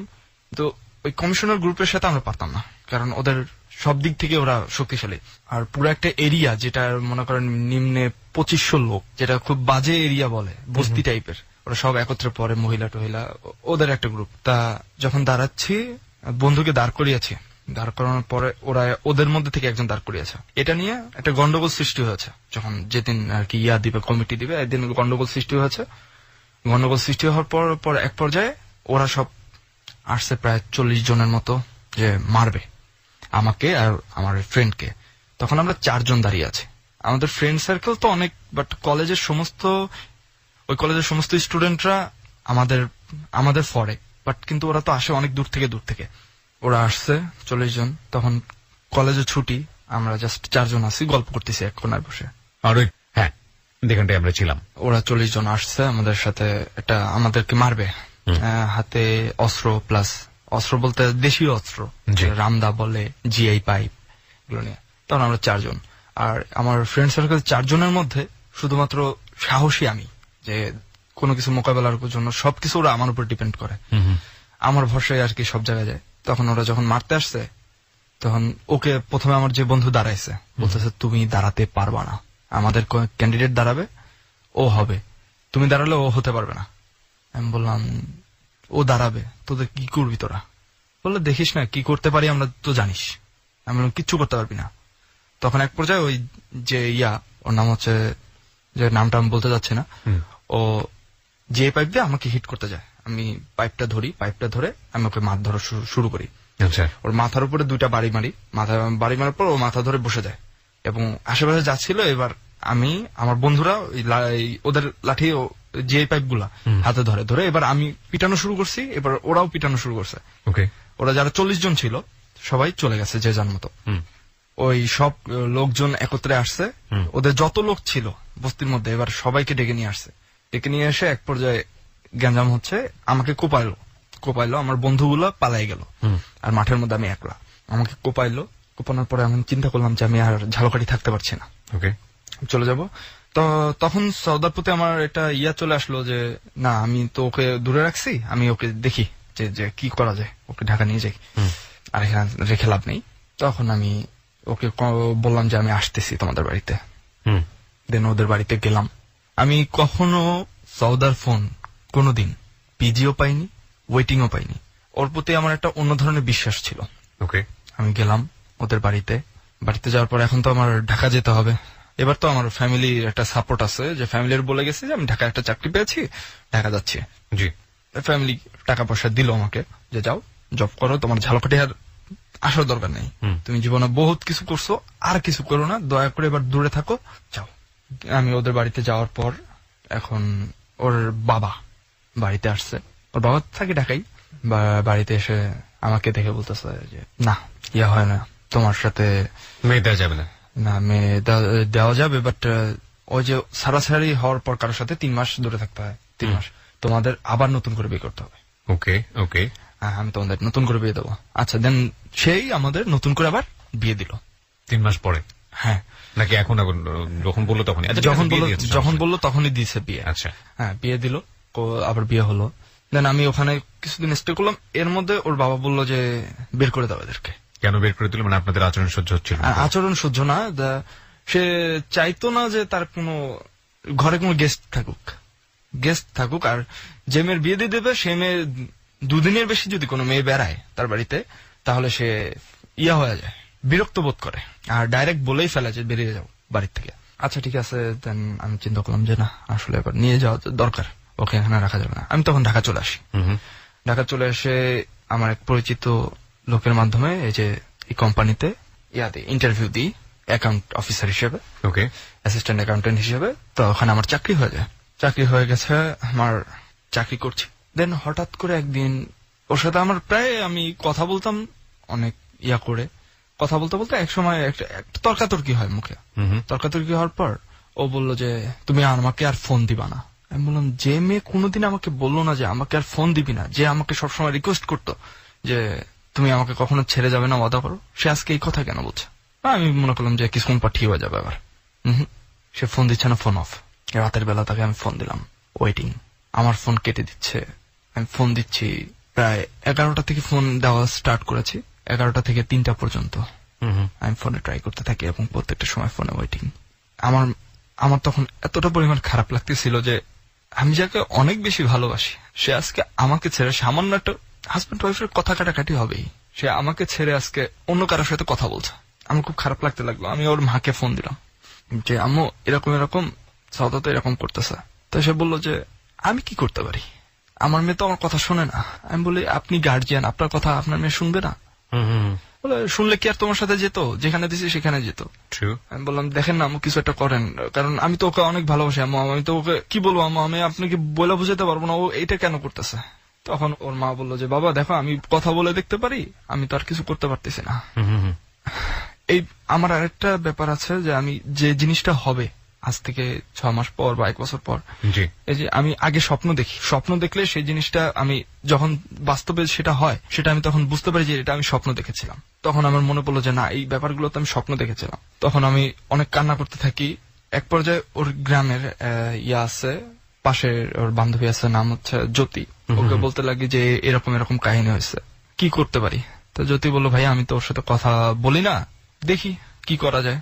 আমি তারপরও আপনার জন্য আমি কথা বলে দেখবো। আর আমার হাজবেন্ডের সাথে যদি আমি এরকম করতাম, আমার হাজবেন্ড তো আমাকে লাথি মেরে ফেলে চলে যেত। আপনার তো অনেক ধৈর্য, আমি তো দেখেছি ও যে বিহেভ করে আপনার সাথে, আপনি তো বাড়িতে এসেছিলেন, আমি দেখেছি। দেন ও পরের দিন আবার আমাকে ফোন দিল, বলতেছে যে তুই আমাকে ফোন দিচ্ছিস কেন, আর আমার এলাকায় কি বলছিস, তুই কি বলছিস আমার এলাকার মানুষদের কাছে?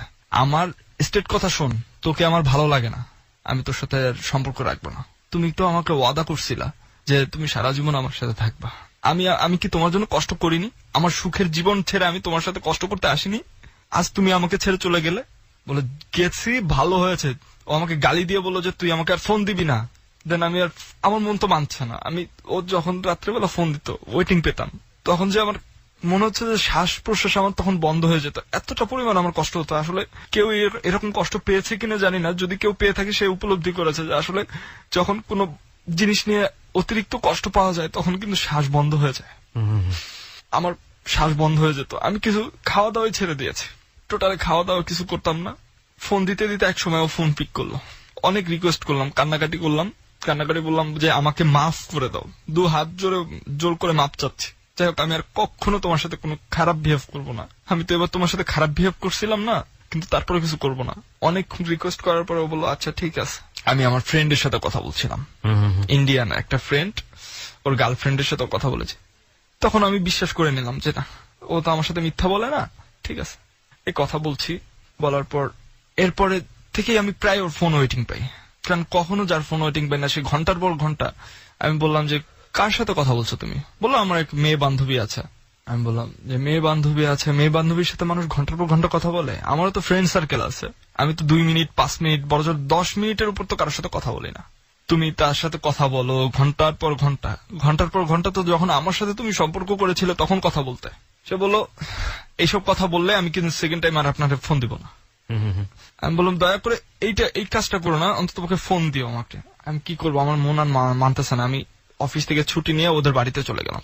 This is the ultimate losing situation of mind. একটা অদ্ভুত সাইকোলজিক্যাল একটা ব্যাপার আছে, যারা সাইকিয়াট্রি নিয়ে পড়াশোনা করেছেন বা মনোবিজ্ঞানের ছাত্র তারা হয়তো বা জানবেন। লাভ ওয়ান সাইডের যখন হয়ে যায় তখন অ্যানাদার সাইড থেকে যত ধরনের পেইন আসে সেটা সে সহ্য করতে থাকে, এবং এটা লংজিটিভিটি মারাত্মক রকমের হয়। যত বেশি না বলে তত বেশি মনের মধ্যে আগ্রহ জাগে ওই মানুষটাকে পাওয়ার জন্য, এবং ওর ক্ষেত্রে ঠিক সেই জিনিসটাই হয়েছে। যখন ও দেখে গেছে যে ওকে যেভাবেই ফেলবো না কেন যেভাবে ও থাকবে, সেটা ও করেছে হয়তো বা একটা সময় এই ছেলেটা, কারণ ও বাড়ি থেকে বের হয়ে এসছে। ওর আচরণের মধ্যেও একটা খুব স্বাভাবিক আচরণ ছিল না, সেটা ছোটবেলা থেকে আমরা বুঝতে পারছি, যেটা ওই মেয়েটা অ্যাডজাস্ট করতে পারেনি। কিন্তু পরবর্তীতে যখন মেয়েটা ফিরে গেল ওর ফ্যামিলিতে, মেয়েটা কোনো না কোনো ভাবে জায়গা পেয়েছে, যখন শেল্টার পেয়ে গেছে, তখন ওর যে খারাপ আচরণগুলো সেগুলোর জন্য মেয়েটা অনেক রাফ হয়ে গেছে, এবং তখন আবার উইক হয়ে গেছে। মেয়েটা যখন রাফ হওয়ার পর দেখছে ছেলেটা এরকম একেবারে পায়ের কাছে সে পড়ে থাকছে, তখন মেয়েটা একেবারে নিজের ইচ্ছা মতো ফুটবল যেভাবে খেলে সেভাবে খেলছে। এবং এটা খুব common scenario in love, very common scenario. কিন্তু এটা মজার বিষয় হচ্ছে এটার পরবর্তী রেজাল্ট খুব ভয়াবহ। কেন বলি? কারণ যদি কোনো কারণে ওয়ান সাইড থেকে আরেকটা সাইড, এক পক্ষ থেকে অপর পক্ষের প্রতি অন্যায় আচরণ করা হয় কিংবা তার দুর্বল মুহূর্তের সুযোগ নেওয়া হয়, এটা মনে রাখার কোনো কারণ নাই যে ওই মানুষটা উইন করার পরে কিংবা ওই মানুষটা আপনাকে পেয়ে যাওয়ার পরবর্তীতে সে তার ব্রেন ওই বিষয়গুলো পুরোপুরি ডিলিট করে দিয়েছে। ইট নেভার বি, ব্রেন কখনোই ডিলিট করে না। এবং মজার বিষয় হচ্ছে সিচুয়েশনালি কখনো ওই রকম সিচুয়েশন যদি কখনো ফিরে আসে, তাহলে এর চেয়ে 3 গুণ পাওয়ার সম্ভাবনা আপনার থেকে যায়। সুতরাং কারো দুর্বল মুহূর্তে কারোর প্রতি খারাপ আচরণ না করে, যদি তাকে আপনি নিতে ইচ্ছা নাই করে, খুব সুন্দর করে তাকে বুঝিয়ে তাকে সাইড করে দেওয়া উচিত। যদিও সে আপনাকে বারবার উইক করার চেষ্টা করবে, কিন্তু আপনার মাথায় রাখা উচিত যে এই মানুষটার প্রতি আপনার একটা সময়, খুব সুন্দর একটা সময় আপনি কাটিয়েছেন, এই মানুষের প্রতি আপনার একটা হলেও একটা কমিটমেন্ট ছিল, দায়বদ্ধতা ছিল। সুতরাং ওর প্রতি কোনো খারাপ আচরণ না করে এটা সুন্দরভাবে জিনিসটা শেষ হয়ে যায়। কারণ দাগ থেকে যাওয়া মানে কিন্তু সারাটা জীবনের জন্যই দাগ থেকে যাওয়া। বলুন, আমি বুঝতে পারছি আপনার সম্পর্ক কোন দিকে যাচ্ছে এবং এটা শেষ হবে কিভাবে, বলুন। তারপর দেন তাকে আমি অনেক রিকোয়েস্ট করি যে অন্তত পক্ষে কথাটা বন্ধ করো না। আমি ওর বাড়িতে চলে যাই। বাড়িতে গিয়ে আমি প্রথমে ওর ফোনটা হাতে নেই, দেখি যে একটা ফোনের নাম্বার ম্যাক্সিমাম টাইম কথা বলছে, SMS দিচ্ছে। তখন আমি জিজ্ঞেস করি যে এই মানুষটা কে? বলতেছে এই মানুষটা কে জানি না, আমার ঘরে কি আমি একাই, আমার অন্য বোন আছে না, ওরা কি বলতে পারে না? আমি বলি অন্য বোনরা কথা ফোনে বলে না, কারণ আমি এটা জানি ওর বোনেরা অন্য কোথাও কথা বলে না। আর ও তখন আমার বললো আমাকে সন্দেহ করো না। ও এটা বলে ওই সিমটা খুলে রাখছে। আচ্ছা ঠিক আছে, সিম ভেঙে ফেললাম আমি, যাও এবার তো বিলিভ হলো। আচ্ছা ঠিক আছে, আমি চলে আসলাম ঢাকায়। দেন আমি দেখলাম যে আবার যখন ঢাকায় এসে আমি ওকে ফোন দিচ্ছি ওই নাম্বারে, আমি ট্রাই করছি, আমি দিন রাত 24 ঘন্টা ওকে ট্রাই করছি, দেখি ওই নাম্বারটা আবার খোলা। তখন আমি বললাম এই নাম্বারটা খুলেছ? বলে আমার কোনো দোষ নেই, আমার আম্মু উঠাইতে বলছে সিমটা।